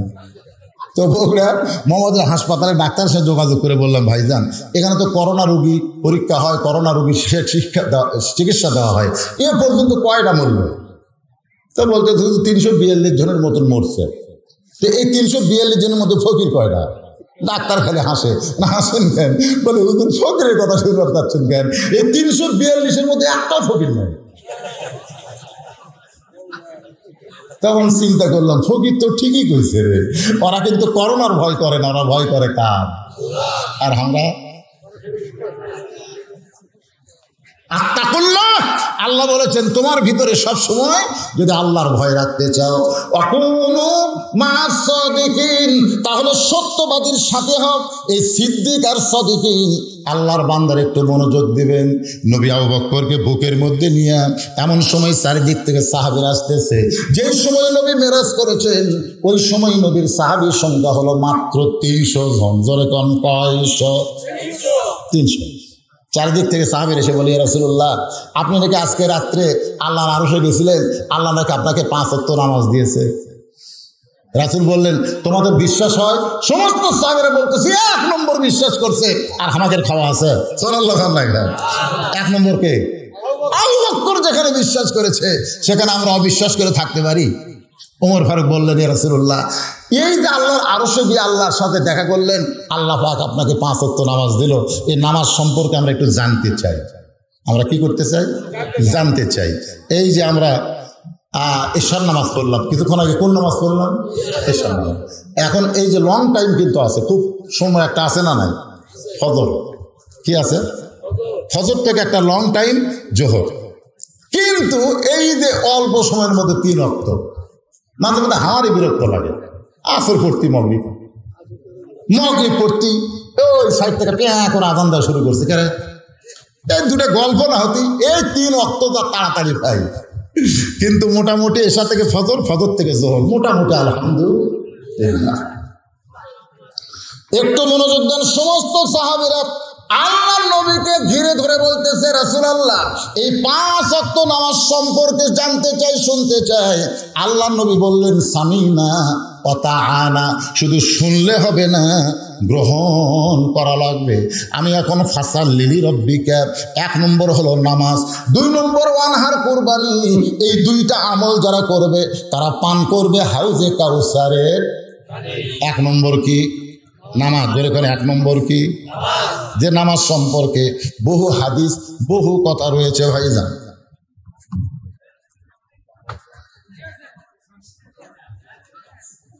বেনামাজির কি লেখছে রে? এই বেনামাজি খালি বোঝা যাচ্ছে। ও বেনামাজি শাস্তি কবরে হবে। তার বয়স, তার বয়ান কর্ম আমি তো করতেছি রে। আরে পাগলা, মরার পরে কবর, দুনিয়াতে কি শাস্তি হবে আগে সেটা শোনো। হ্যাঁ, বেনামাজির দুনিয়ায় কি শাস্তি আর নামাজের দুনিয়ায় কি পুরস্কার আছে না নাই? আল্লাহ কোরআনে বলেছেন, ফালিয়াবুদু রাব্বা হাযাল বাইত আল্লাযীনা আত'আমাহুম মিন জু'ইন ওয়া আমানাহুম মিন খাউফ। এই ঘরের মালিক, এই ঘরের কে? আল্লাহর ঘরের মালিকের, মানে কাবা ঘরের মালিকের যারা ইবাদত করবে, নামাজ পড়বে, তাদেরকে আল্লাহ সাথে সাথে দুইটা পুরস্কার দেবে। 1 নম্বর পুরস্কার হলো রিজিকের কোনো পেরেশানি থাকবে না। 90 টাকার চাউমিন 200 টাকা হবে না, চাউলের দাম এত হবে না। বর্তমানে বাংলাদেশের সব কিছুর দাম বেশি না কম? তাহলে কি আমরা শান্তি না পেরেশানি? আল্লাহ বলেছেন এই ঘরের মালিকের যারা গোলামি করবে তাদের 1 নম্বর পুরস্কার হলো রিজিকের কোনো চিন্তার পেরেশানি থাকবে না। আর 2 নম্বর পুরস্কার হলো যাবতীয় ভয় ভীতি থেকে আল্লাহ তাকে পুরি নিরাপত্তা দিয়ে দিবে। আমরা 1200 টাকার জুতে নিয়েই ভয় করি মসজিদে ঢোকার সময়, দরকার কথা ঠিক কিনা? আর আল্লাহ কি বলতেছে? সব ভয় থেকে আল্লাহ তাকে পুরোপুরি নিরাপত্তা দিবে। এখন চোরের ভয় জুতে নিয়ে আমরা সামনে কাতারে যাচ্ছি। আল্লাহর ভয় না চোরের ভয়?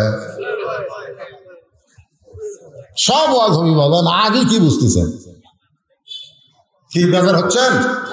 কারণ এই যুবকেরা মসজিদ বলেছে হুজুর এমন একটা মসজিদ, আমাদের এই মসজিদ পুরাতন মসজিদ, আমরা নতুন করে একটু সংস্কার করব। তাহলে মসজিদ করে লাভ কি? হুজুর 1 তলার তল লোক কাটে না, এবার 2 তলা করতেছি। আপনি এত টাকা কামাই করেন কিছু দেন। আমি বললাম 2 তলা কেন করবে? বলে লোক জাঁটে না হুজুর, এত মুসল্লি ধরে না, এই জন্য 2 তলা। আমি বললাম ফজরের খবর কি? তোকে 1 কাতারে হয় না। জোহরের খবর কি? ওই ফজরের মতো। আসরের খবর কি? আরো কম। মাগরিবের খবর কি? কোনো মতো 2 কাতার। এশার খবর কি? ফজরের মতো। তাহলে মসজিদের মধ্যে কয় কাতার? 9 কাতার। তো 9 কাতারের কেবল 2 কাতার হয়েছে মাগরিবে। তাহলে খামাখা 2 তলা করবা কেন?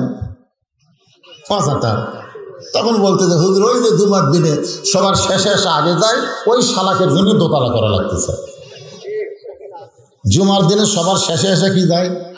আগে যায়, ওরকে জন্য 2 তলা। আপনারা বলেন তো, জুমার দিনে সবার শেষে এসে যারা আগে যায় এরা কি মুসল্লি? এরা হচ্ছে ফাওয়াইলুল মুসাল্লিন। এরা নামাজ পড়েও দোজখে যাবে।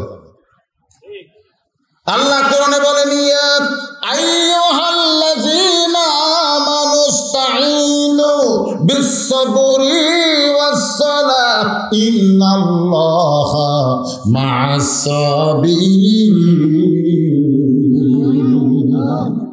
ক্বাদ আফলাহা মান তাযাক্কা ওয়া যাকারা ইসমা রাব্বিহি ফাসাল্লাহা। আগে মুসল্লি হয় না ভাই। সমস্ত সাহাবীরা যখন বসে যায় এমন সময় নবী 5 ওয়াক্ত, জোরে কোন কয় ওয়াক্ত নামাজের আলোচনা শুরু করতেছে। সূর্য উদয়ের আগে যে 2 রাকাত নামাজ জামাতে আদায় করা লাগবে তার নাম হলো ফজরের নামাজ। জোরে কোন কিসের নামাজ? সূর্য যখন পশ্চিম দিকে হেলে যাবে এমন সময় 4 রাকাত নামাজ আদায় করা লাগবে, তার নাম হলো যোহরের নামাজ। সূর্যের পাওয়ার যখন কমে যাবে এমন সময় 4 রাকাত নামাজ পড়া লাগবে, তার নাম হলো আসরের নামাজ। সূর্য এইমাত্র অস্ত গেছে, দেরি করার সুযোগ নাই। কারণ আপনি ফজরের আযান দিয়ে 15 মিনিট পরে এসে দেখেন মসজিদ আছে, মুসল্লি আছে। যোহরের আযান দিয়ে 15 মিনিট পরে দেখেন মসজিদে মুসল্লি আছে। আসরের আযান দিয়ে 15 মিনিট পরে দেখেন মসজিদে মুসল্লি আছে।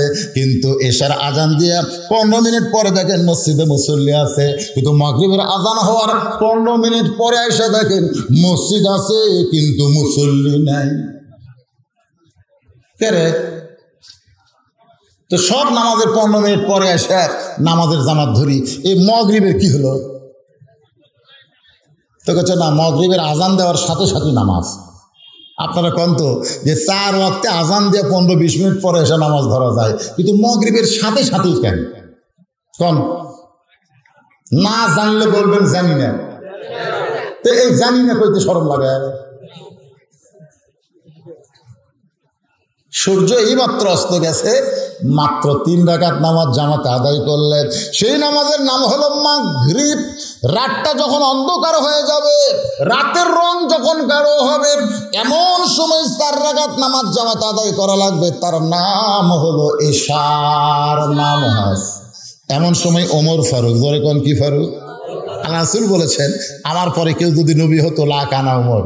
সেই ওমর 20 রাকাত নামাজ তারাবি জামাত চালু করছে। সেই ওমর, যে ওমরের সামনে আল্লাহ কোরআনে 23টা আয়াত নাজিল করছে। সুবহানাল্লাহ। কোন না কেন? কয়টা?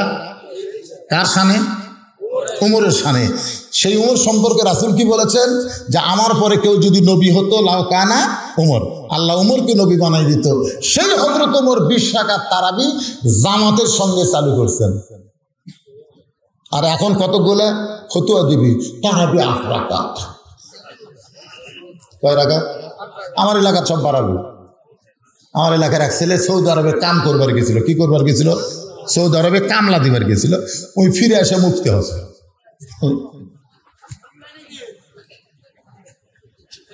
রুকুর থেকে সেজার যাতে হাত টান দিছে, খালি এই করতেছে। ওই ফতুয়া দিছে তারাবি 8 রাকাত। তা আমি একদিন যা বললাম, কে রে বা তুই কি মদিনা ভার্সিটি লেখাপড়া করছিস না কি করছিস? না হুজুর আমি তো কামলা দিয়েছি। তো কামলা দিয়েছে তুই মুফতি হলু কেমনি? তুই যে হাত এটি বান্ধিস, তোর বাপ কয়টি, তোর দাদা কয়টি, তো তুই কি যাও রে? তুই কি যাওর সন্তান? এটি গেল রে?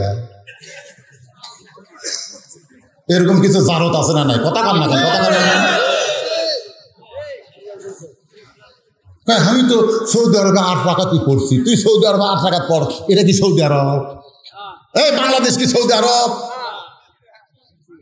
আজ পর্যন্ত বল কোন আলেম সৌদি আরবে যায় ফিরে আসা হাতে কি বান্ধিছে? বাংলাদেশের কোন আলেম বের কর।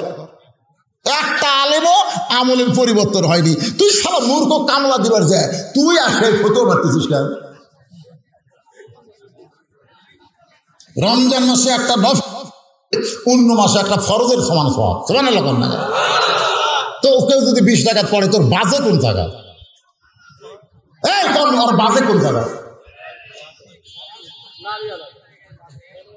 পড়ার মতন সেরা কম, যে পড়ার মতো পড়ো। তুমি কুমে দিবার কে?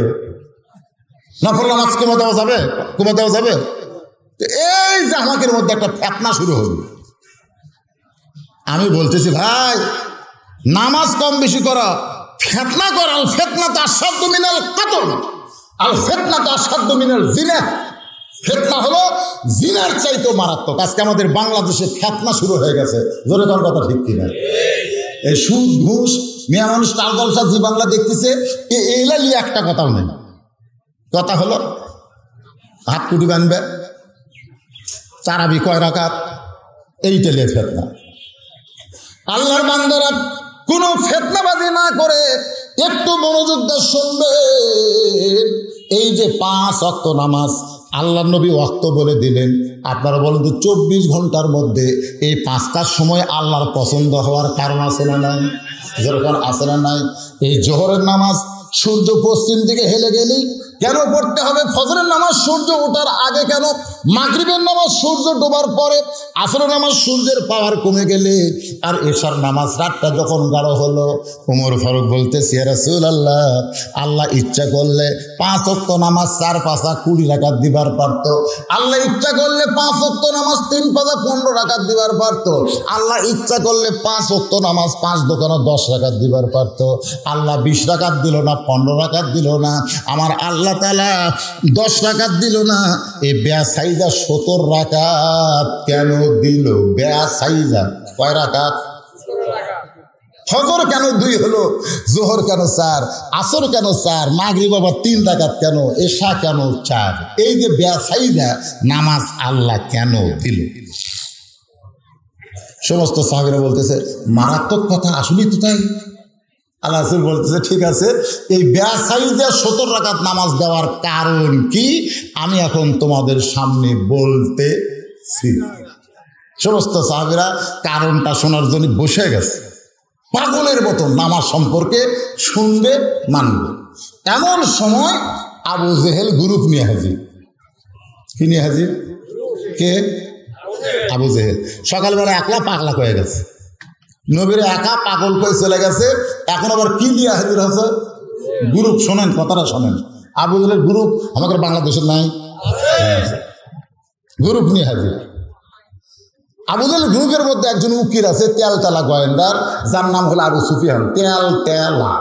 তেলতালা বোঝেন? গরিবের ছেলে লেখাপড়া করলে তেলতালা আগে বলবে, যতই লেখাপড়া করুক এই জীবনে পাশ করবি না। যখন পাশ করে, তোর পাশ করছে ম্যাট্রিক পাস, আগে পারবি?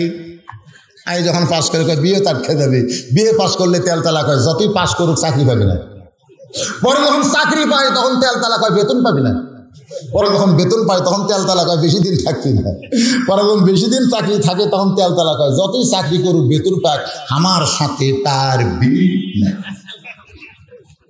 এরকম কিছু তেল তেলা আছে না? নাই যেরকম আছে না? এই তেল তেলার নাম হলো আবু সুফিয়ান। আবু সুফিয়ান আবু জেহেলের গ্রুপের ভিতরে উকিল হইয়া আল্লাহ নবীর দিকে তাকায় বলে, রে মুসলমানের নবী, তুমি যা বলো মুসলমান তাই বিশ্বাস করে, কিন্তু আমরা বিশ্বাস করি না। কথাটার সাইজ দেখছেন? ও মুসলমানের নবী, তুমি যা বলো মুসলমান বিশ্বাস করে, কিন্তু আমরা বিশ্বাস করি না। এমন সময় হযরত ওমর লাফ দিয়ে উঠছে। কে উঠছে? হযরত ওমর লাফ দিয়ে বলতেছে, এই কাফেরের বাচ্চারা, এই শয়তানের দলেরা, আল্লাহর নবী ওয়াজ করতেছে, আমরা শুনবো, তুর্কি এখানে ডাকছে কে? আপনারা বলেন তো, যিনি চিল্লাইতেছে গরম হয়ে উঠছে তার নাম কি? হ্যাঁ শোনেন, খুব মনোযোগ দেন। আল্লাহ রাসূল কইছে আমার সাহাবীদের সবচাইতে গরম কে? শয়তানের বাচ্চারা, কাফেরের বাচ্চারা। নবী নামাজ নিয়ে কথা বলবে, 5 ওয়াক্ত নামাজ 17 রাকাত কেন হলো? আমরা যখন গুরুত্বপূর্ণ কথা শুনবো সেই সময় তো খুব ডাকলো কে? এই শয়তানের বাচ্চারা। আবু জেহেল খালি পিছন দিকে রাস্তা দেখতেছে। আবু জেহেল যে বাবা যদি আসা ধরে তো সর্বপ্রথম তো আমাকে ধরবে নাকি? আল্লাহ রাসূল বললেন, শোনেন ইসলাম কত সুন্দর জিনিস। এজলেস এজলেস ইয়া ওমর, বসো ওমর তুমি বসো। আমি নবী যেখানে আসবি সেখানে তোমাকে কে কথা বলতেছে বলেছে? ওমর বসো। সুবহানাল্লাহ। এরই নাম হলো ইসলাম। ইসলামের নেতারা কেমন হয়? যার আদর্শ হচ্ছে আমাদের নবী। আল্লাহ নবী যদি বলতো, ওমর সকাল আবু জেহেল আমাকে একলা পাগল বলে গেছে, এখন দুরূপ নিয়ে এসে ধর, এই কথা যদি নবী বলতো ওরা একটা বাস্তব। কিন্তু আল্লাহ নবী ধরতে বলে নাই, আল্লাহ নবী বসতে বলেছেন। আজও বাংলাদেশে যারা নবীর আদর্শের দল করে তারা কিন্তু মারামারি করে না, বরং তারা বসতে বলে। জোরে কোন কথা ঠিক ঠিক না? ওমর ফারুক যখন বসে গেছে এমন সময় আল্লাহ নবী বলতেছেন, আপনারা সম্ভ্রান্ত বংশের মানুষ, আপনারা সম্ভ্রান্ত মানুষ, আপনারা সামনে বসেন। এ সাহাবীরা তোমরা পিছন দিকে যাও, ওই নেতাগুলোকে তোমরা সামনে বসতে দাও। দেখেন আমাদের নবী কত ভালো, আমাদের নবী কত উদার, তাদেরকে সামনে বসতে বলে। যারা নবীরে পাগল কয়, যারা নবীকে আজে বাজে কথা বলে, তাদেরকে বলে আপনারা সামনে বসেন, আপনারা আর সাহাবীরা তোমরা পিছন দিকে চলে যাও। সেই কথা যখন নবী বলতেছে, আবু সুফিয়ান বলতেছে, তোমার নামাজ টামাজের ওয়াজ আমরা শুনতে আসিনি, তোমার নামাজ টামাজ। এখানে অনেক বেনামাজি আছে, আছে না নাই? এই কথা গান আছে না নাই? ওরা খালি ফুসফুস করতেছে, আমরা এই নামাজের ওয়াজ শুনবাচ্ছি।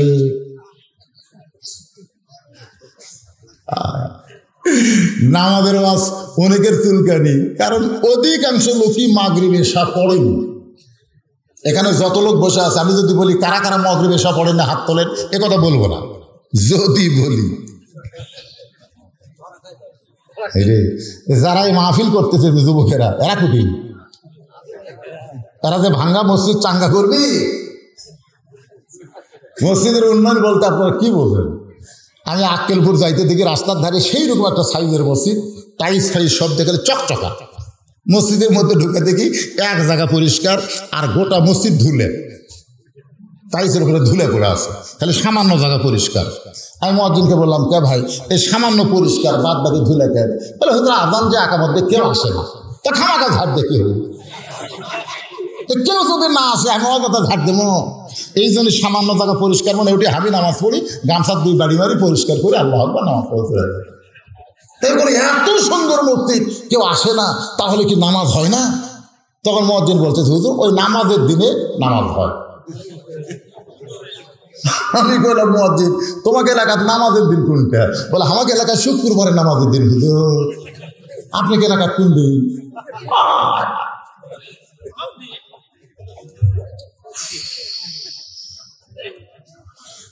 একটু মনোযোগ দিয়ে শুনবেন, এই নামাজ টামাজ আমরা শুনবার আসি নাই। আল্লাহ নবী বলেন তাহলে কি শুনবেন? আবু সুফিয়ান বলতেছে আমাদের নেতা আবু জেহেল দুইবার বাইতুল মুকাদ্দাসে গেছে, আর তুমি কইলা আজকে রাত্রেবেলা বাইতুল মুকাদ্দাসে নামাজ পড়াইছি, যেখানে যাইতে লাগে 30 দিন আর আসতে লাগে 30 দিন, আর তুমি কইলা আজকেই 2 রাকাত নামাজ পড়াইছো। আমাদের জানার বিষয় হলো বাইতুল মুকাদ্দাসের দরজা জানলা কয়টা? বাইতুল মুকাদ্দাসের দরজা জানলা কয়টা? এইটা বলে দিলে আমরা চলে যাব। নবীর চোখটা দর দর করে পানি পড়তেছে। আবু বকর বলে ইয়া রাসূলুল্লাহ, হুজুর আপনি কাঁদেন কেন? রাসূল বলে আবু বকর, আমি শুধু বাইতুল মুকাদ্দাসে 2 রাকাত নামাজ পড়াইছি, আমি তো জানলা দরজা গুনবার যাইনি। আপনারা বলেন তো, মসজিদের মধ্যে আমরা যারা যাই, আমরা কি করার জন্য যাই? এখন সামনে কাতারে নামাজ পড়ছে। কোন কাতারে? মসজিদ থেকে বার হইতে একজন বলে ভাই নামাজ পড়ছিস? সামনে কাতারে পড়ছি। কার বিশ্বাস হয় না? ভাইরে সামনে কাতারে পড়ছি, আমার বিশ্বাস হয় না। তোর বিশ্বাস কি দিয়ে হবে? তোর বিশ্বাস হবে তুমি যদি বলতে পারো মসজিদে ফ্যান কয়টা, যদি মসজিদে ফ্যান কয়টা এরা বলতে পারো, তাহলে আমার বিশ্বাস হবে তুমি নামাজ পড়ছো। তারপর বলেন তো আপনার কি চাই ফ্যান কোনেন? কয়টা ফ্যান? এইরকম অবান্তর প্রশ্ন আবু সুফিয়ান নবীকে বলতেছে যে দরজা জানলা কয়টা হিসাব দিলি আমরা এখান থেকে চলে যাব। আবু বকর বলে রাসূলুল্লাহ, দরজা জানলার হিসাব যদি দিবার না পারেন তাহলে এরা আপনাকে চূড়ান্ত অপমান করবে।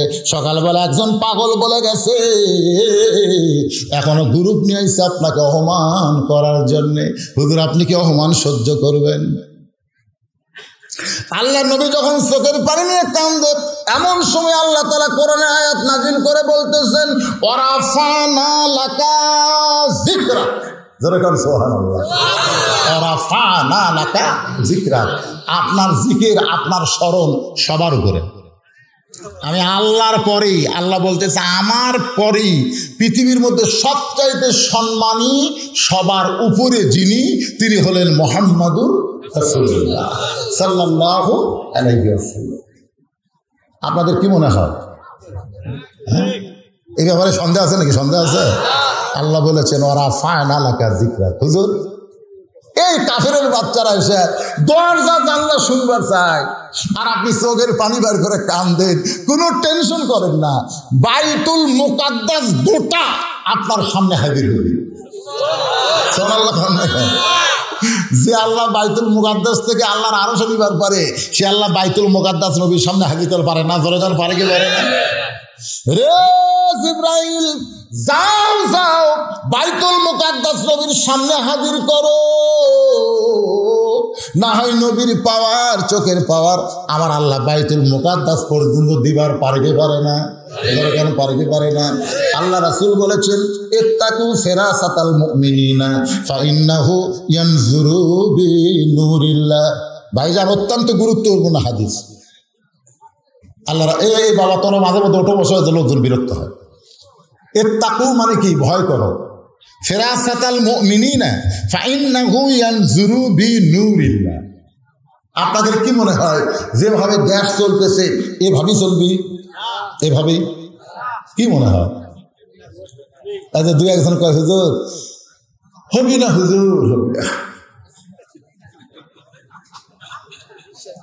একজন আমাকে বলতেছে হুজুর ভারত পক্ষে আছে, হুজুর আমেরিকা পক্ষে আছে, হুজুর। আমি বললাম পাগলা, তুই যদি ইমানদার হোস, ভারত পক্ষে আছে আমেরিকা পক্ষে আছে এটা বলাই যাবে না, আল্লাহ পক্ষে আছে কিনা এটাকে জানা লাগবে। পাগলা কি মনে করতেছিস? আমেরিকা ভারত 6 তলা বিল্ডিং এর উপর যায় 1.5 লাখ টাকার খাটের উপর শুয়ে 12,000 টাকার কম্বল চোখে মুখে দিয়ে কয় আমার বাড়ি আমার ঘর আমাক নামাইতে। 2-4 কোটি টাকা খরচ করে বাড়ি বানাচ্ছি, আমার বাড়ি আমার ঘর আমাক নামাই খেয়ে। এই কয়ে 9টার সময় কম্বল মাথার উপর দিয়ে শুয়ে পড়ছে। কয়টা? 9টার সময়। রাত যখন 3টা বাজে, রাত কয়টা? 3টা যখন বাজছে তখন একটা ভূমিকম্প, সামান্য খুব জোরে লাগে। উনি এত ফোর্সে নামছে 9টা। আরে এক মুরব্বি এসে বলতে হুজুর একটা দোয়া করা লাগবে। আমি কি দোয়া? আমার বউ এবার ভাইস চেয়ারম্যানে দাঁড়াচ্ছে, ইউনিয়নের ভাইস চেয়ারম্যানে দাঁড়াচ্ছে, হুজুর একটু দোয়া করেন। তাই তো 500 টাকা আমার হাতত দিল। ওর বউ ভাইস চেয়ারম্যান হবে, আমার দোয়া করা লাগবে। আমি বললাম হাত তোলো ভাই, হাত তোলো। তুই হাত তুলছে, তখন আমি দোয়া করতেছি, মা তারাক্ত আলা উম্মতি ফিতনাতুন আদর আলা রাজুল মিনান নিসা রাওয়াহুল বুখারী কিতাবুল ফিতান আল্লাহুম্মা আমিন। তুমি দোয়া করে কিছু দূর যাওয়ার পরে মনে হচ্ছে হুজুরটা আরবি দিয়ে দোয়া করলো, বারে বাংলাতে একটা কথাও হয়নি। এই বউ যদি শুনবার চাই হুজুর কি দোয়া করছে, আমি তো আরবি না কর পারবো না, বাংলাটা অন্তত বউ কোয়া লাগবে, হুজুর এই কথা কে দোয়া করছে। ওই আবার ঘুরে যাচ্ছে, আচ্ছা বলছে হুজুর আরবিতে কি দোয়া করলেন আমার বইয়ের জন্য, ওটা বাংলা কর। আমি বললাম টাকা নিয়ে যান। হুজুর আমি তো টাকা চাইনি, খালি বাংলা শুনবার চাচ্ছি। আমার আগের টাকা ধর, তারপরে বাংলা শোন। তোর হাতের মধ্যে টাকা দিয়ে আমি কইলাম, আল্লাহ রাসূল বলেছে আমার পরে আমার উম্মতের জন্য সবচাইতে বড় বিপদ হলো মরদ মানুষের জন্য নারী ভাই চেয়ারম্যান হওয়া। এখন নবী যদি বলে আমার উম্মতের সবচাইতে বড় বিপদ হলো মেয়ে মানুষ চেয়ারম্যান হওয়া, তাহলে আমি দোয়া করলে আমার ইমান থাকবি?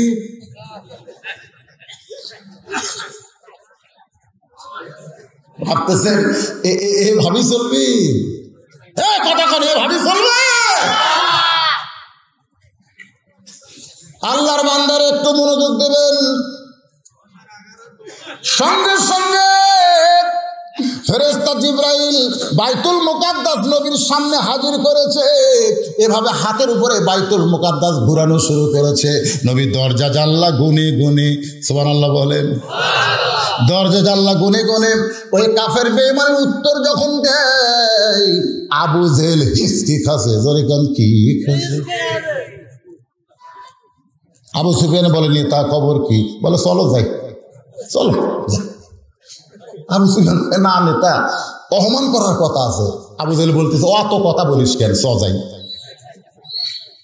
তো সবাই চলে গেছে, কিন্তু তেল তেলা তো ওর মাথার মধ্যে খালি একই পেঁয়াজ খাচ্ছে, কে রে চলো যাই। কি আসলাম অপমান করার জন্য, আর চলো যাই কারণ কি?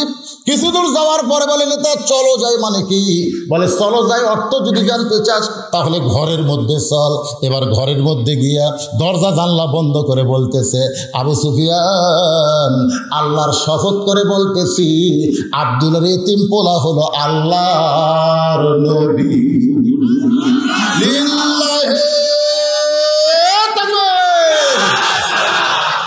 আবু জেহেল বলতেছে আল্লাহর শপথ, আব্দুলের এতিম পোলা হচ্ছে আল্লাহর নবী। আবু সুফিয়ান বলতেছে তাহলে দরজা জানলা বন্ধ করে বলা লাগবে কেন? আপনি খালি বলবেন আব্দুল্লাহর এতিম পোলা, আমি বলবো আল্লাহর নবী, চলেন মিছিল করি। সঙ্গে সঙ্গে আবু জেহেল সুফিয়ানের মুখে হাত দিব।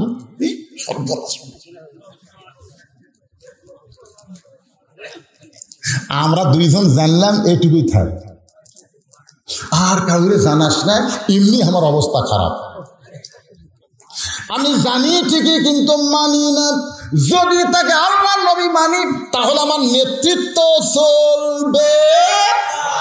আজকে যদি আমরা জানি কোরআন পৃথিবীর শ্রেষ্ঠ কিতাব কিন্তু মানি না, কারণ কোরআন দিয়া যদি রাষ্ট্র চলে তাহলে ওই আবু জেহেল মার্কা লোকের রাজনীতি আর চলবে না। জোরে বলেন কথা ঠিক? ওমর ফারুক বলে রাসূলুল্লাহ হুজুর এখন 5 ওয়াক্ত নামাজ সম্পর্কে আমরা জানতে চাই। এই যে 5টা ওয়াক্ত নামাজ আল্লাহ আমাদেরকে দিয়েছে, এই নামাজ সম্পর্কে অনেক কথাই আল্লাহ কোরআনে বলেছে। এই 5 ওয়াক্ত নামাজের 17 রাকাত নামাজ আপনার বাড়িতে পড়লে হবে না, এটা মসজিদে জামাতের সঙ্গে আদায় করা লাগবে। জোরে বলেন কথা ঠিক কি না? নবী কিন্তু নামাজ পড়েছে মক্কায়, মক্কায় নামাজ কায়েম করতে পারে নাই, নামাজ কায়েম করেছে গিয়ে মদিনায়। আপনারা কি জানেন ভাইজান, সর্বপ্রথম আল্লাহ নবী মদিনায় গিয়ে কি করেছেন? নবীর জীবনী পড়লে আপনারা দেখবেন সর্বপ্রথম আল্লাহ নবী মদিনায় গিয়ে মসজিদে কুবা নির্মাণ করেছে। জোরে বলেন মসজিদের নাম কি? মসজিদে কুবা। যারা হজ করেছেন এই মসজিদে কুবার মধ্যে 2টা রাকাত নামাজ যদি আদায় করে একটা ওমরা হজের সওয়াব পায়। এখানে যত মানুষ বসে আছেন আপনাদের মধ্যে হাজি সাহেব কয়টা আছেন দেখি হজ করছেন? এরকম মানে হাজি সাহেবরা কি আর ওয়াজ শোনে না নাকি রে?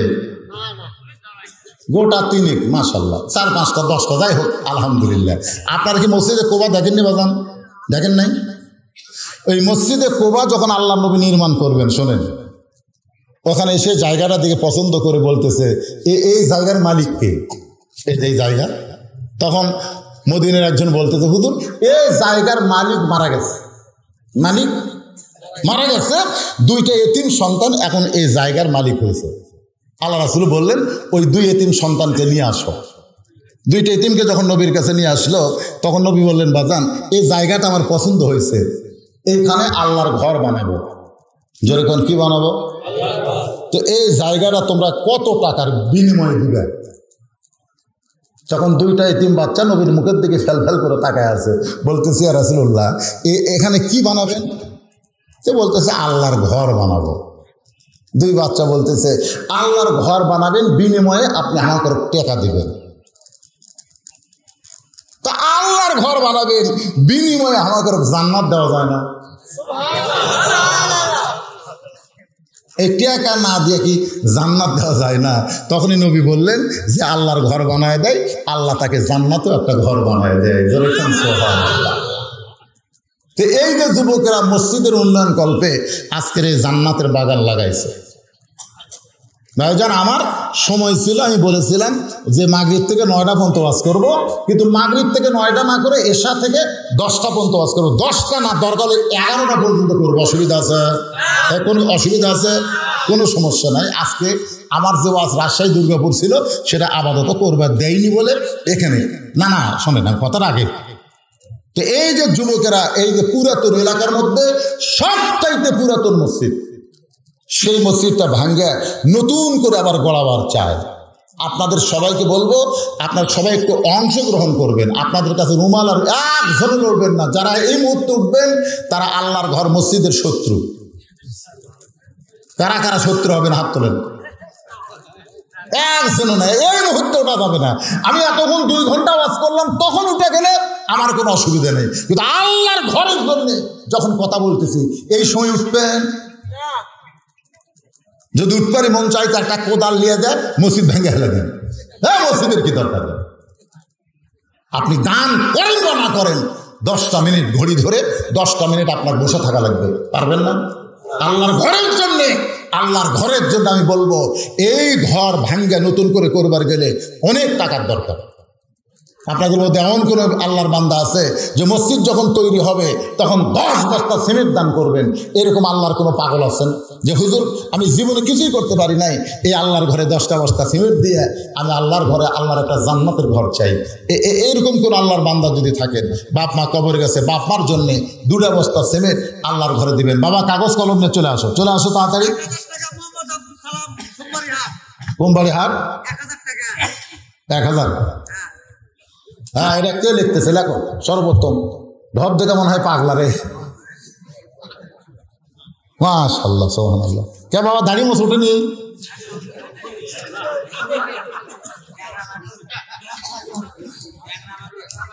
আল্লাহ বলেছেন লাকাদ খালাকনাল ইনসানা ফি আহসানি তাকওয়িম। এইটাই কিন্তু নারী পুরুষের চিহ্ন। ধরে কোন ঠিক কিনা? আমার মরদ মানুষ দাড়ি থাকবে ইনশাআল্লাহ। তাহলে যিনি 1000 টাকা দিলেন তার নাম কি? আব্দুল সালাম। 1000 টাকা ধরে বলেন মারহাবা। আপনাদের এখানে 10 বস্তা সিমেন্ট দেওয়ার কোনো লোক নাই? হাজি সাহেব যারা হাত তুললেন এরা কোন গ্রামে? তো বাবা হাজি সাহেব আপনি বলেন বাবা 10 বস্তা বলেন। হ্যাঁ, আল্লাহর ঘর। কার ঘর? আল্লাহর ঘর। 2 বস্তা দেবেন। হাজি সাহেবের নামে লেখেন। কি নাম? আলহাজ আব্দুর রহমান। 2 বস্তা সিমেন্ট জোরে গান মারহাবা। আর হাজি সাহেব আপনার নাম কি বাবা? আলহাজ শহীদুল ইসলাম। 2 বস্তা সিমেন্ট জোরে গান মারহাবা। হয়ে যাবে মসজিদ ইনশাআল্লাহ, হয়ে যাবে। আপনারা একটু বলেন 1 বস্তা 2 বস্তা 5 বস্তা যে যা পারবেন। মসজিদ এখন দেওয়া লাগতেন, যখন মসজিদ ভাঙ্গা নির্মাণ শুরু করবে তখন আপনাকে কাছ থেকে সিমেন্টটা নেবে। কয় বস্তা বাজান? নাম কি আপনার? আব্দুল গফুর 1 বস্তা সিমেন্ট দান করবে। আব্দুল গফুরের দানকে আল্লাহ আপনি কবুল করেন। আল্লাহুম্মা আমিন।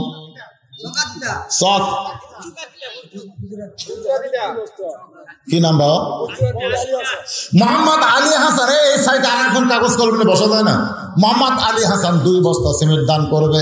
আলী হাসানের দানকে আল্লাহ আপনি কবুল করেন। আল্লাহ মনের আশা পুরো করেন। তোমার ঘরে দান করার কারণে জান্নাতে একটা ঘর বানান। কয় বস্তা? মল্লিকপুর। এই গ্রামত কে আছে আপনার? মাশাআল্লাহ, এটা একটা জাতের জামাই ঘরে। গ্রামের কোন লোক যখন 10 বস্তা খাওয়ার পারে নাই, তখন মল্লিকপুরের ছেলে এই গ্রামের জামাই। নাম কি? মাশাআল্লাহ, নামও তো সম্রাট শাহজাহানের নাম। 10 বস্তা সিমেন্ট করে বলেন মারহাবা। আল্লাহ শাহজাহানকে কবুল করো। 10 বস্তা সিমেন্ট তোমার ঘরে দান করেছে। কঠিন মুসিবত আবু বকর রাদিয়াল্লাহর সঙ্গে জান্নাত দিও। জোরে কোন আমিন। এই পিছন দিকে যারা দাঁড়িয়ে আছেন, আপনাদের মধ্যে নাই 10 বস্তা সিমেন্ট দেওয়ার আর কোনো জামাই নাই? শাহজাহানের মতন আর কোনো জামাই এই গ্রামে নাই? এই জামাই কারা কারা এই গ্রামে আছেন? হাত তোলেন তো দেখি। এটা এক জামাই, একটা জামাই দিয়ে গ্রাম চলতেছে। এই হাত তোলেন, যারা জামাই আছেন তারা হাত তুললে কি হয়?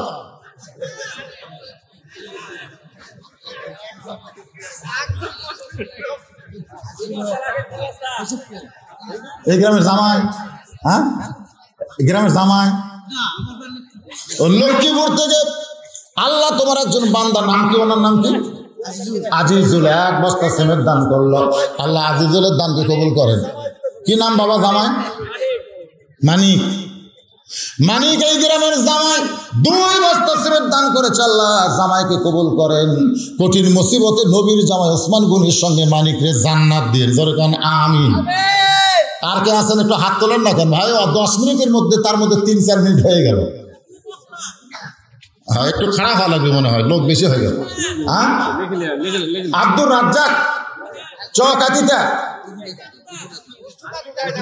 গুজরাতিতে 2 বস্তা সিমেন্ট দান করবে। আল্লাহ দান কবুল করে। ওই দিকে তাকান বাবা, ওই দিকে।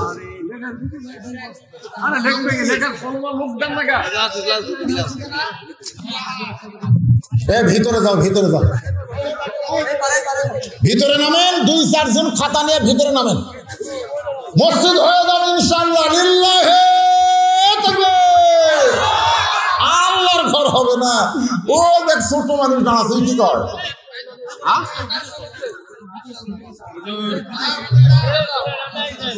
একজন লোক আসে কেন?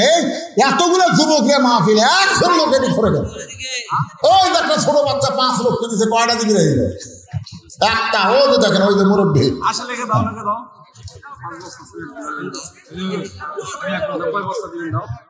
এখন তো সমস্যা হয়ে গেল লেওয়াই। এরা 4 দিক থেকে যে হারে দেওয়া শুরু করছে, এখন নামটা লেখে কি?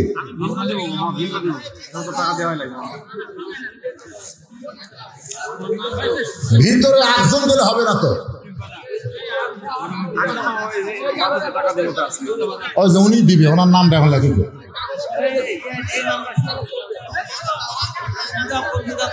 এই যে সাইডে দিবে, এখন নামটা শোনা লাগবে না। ওই যে বাজান, আপনার নাম কি? বাড়ি? বর্ষাইল খৈরুদ্দিন 1 বস্তা সিমেন্ট দান করবে। আল্লাহ তার দানকে কবুল করেন। আল্লাহুম্মা আমিন।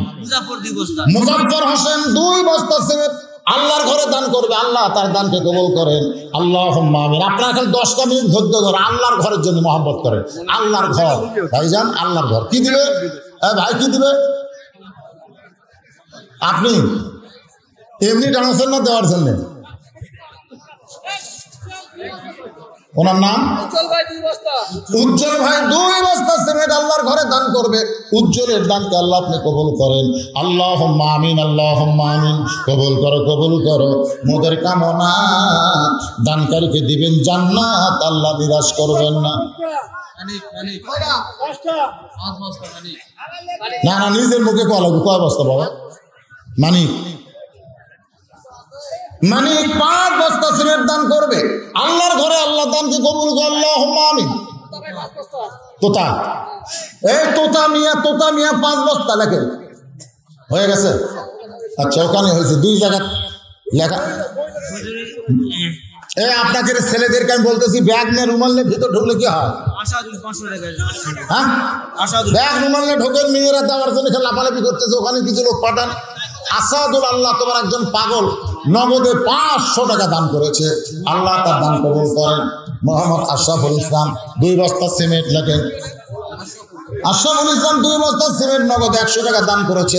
আল্লাহ আশরাফুলের দানকে আল্লাহ আপনি কবুল করেন। দেন, ব্যাগের মধ্যে দিয়ে দেন, ব্যাগের আদা হলে আবার ওয়াজ শুরু হবে ইনশাল্লাহ। দেন, সবাই দেন, ব্যাগের মধ্যে দেন, বাজান একটু দেন। 10, 20, 50, 100 যেটা পারবেন আল্লাহর ঘরের জন্য দান করবেন ইনশাল্লাহ। এই দান ব্যথা যাবে না, এই দান আপনাকে জান্নাতে যাওয়ার একটা ওসিলা হয়ে যাবে। দেন, সবাই ব্যাগের মধ্যে দিয়ে দেন। আমার মায়েরা বোনেরা যারা আছেন, মা আল্লাহ রাস্তায় দান করবেন, দোয়া করে দিব আল্লাহ মা ফাতেমার সঙ্গে যেন আপনাদের জান্নাত দেয়, মা খাদিজার সঙ্গে যেন জান্নাত দেয়। গভীর রাত্রে খাদিজাতুল কুবরা আল্লাহ নবীর হাতটা বুকের মধ্যে নিয়ে বলে, রাসূলুল্লাহ যে কোনো সময় আমার মৃত্যু হবে, ওগো নবী আমার জীবনের কিন্তু সুখের কোনো খবর নাই। রাসূল বললেন, খাদিজা এই দুনিয়াতে 10 জন পুরুষকে আল্লাহ জান্নাতের সার্টিফিকেট দিয়েছে, 10 জন নারীকেও আল্লাহ জান্নাতের সার্টিফিকেট দিয়েছে। পুরুষের মধ্যে 1 নম্বর হলো আবু বকর, আর নারীদের মধ্যে 1 নম্বর হলো খাদিজাতুল কুবরা। 1 নম্বর জান্নাতি খাদিজাতুল কুবরার সঙ্গে জান্নাতে যাওয়ার আশায় আল্লাহ রাস্তায় দান করবেন। মা আমি দোয়া করে দেব আল্লাহ মা খাদিজার সঙ্গে যেন আপনাদের জান্নাত দেয়।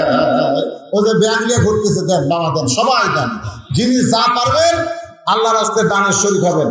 এর এই মসজিদ কমিটির সভাপতি নাই, এই মসজিদ যে একটা কমিটি তার সভাপতি নাই, মসজিদ কমিটির। জি আমি আপনি তো কি দিচ্ছেন সেটা দেখা হোক, একটা জনগণ বুঝুক যে একটা সভাপতি মসজিদের আছে। মাশাআল্লাহ, জালাল উদ্দিন 500 টাকা দান করেছে। আল্লাহ জালালের দানকে আল্লাহ আপনি কবুল করেন। রিফন 1 বস্তা সিমেন্ট দান করবে, আল্লাহ রিফনের দানকে আল্লাহ আপনি কবুল করেন। আল্লাহুম্মা আমিন।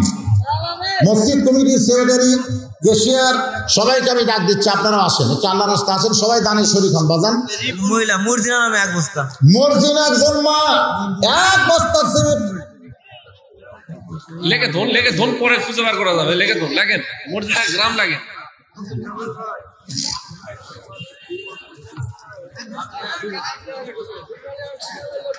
আব্দুল খালেক 2 বস্তা, বুজুর্গাতি আব্দুল খালেক বুজুর্গাতিতে 2 বস্তা সিমেন্ট আল্লাহর ঘরে দান করতেছে। আব্দুল খালেকের দানকে আল্লাহ আপনি কবুল করেন। আল্লাহুম্মা আমিন।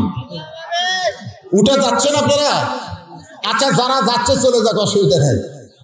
আপনারা এই ফাঁকা জায়গাটা পুরো করে বসবেন, বাকি কথাগুলো বলে আপনাদের নিয়ে একটা মোনাজাত হবে ইনশাআল্লাহ। ভাইজান আসুন আসুন, আল্লাহর ঘরের জন্য চাচ্ছি, আল্লাহর ঘর। এতিম 2টা বাচ্চা বলেছে, বিনিময়ে আমরা টাকা পয়সা চাই না, আমরা জান্নাত চাই। রাসূল বলেন যে আল্লাহর ঘর বানায়, আল্লাহ তখনই তার জন্য জান্নাত একটা ঘর বানায় যায়। সুবহানাল্লাহ।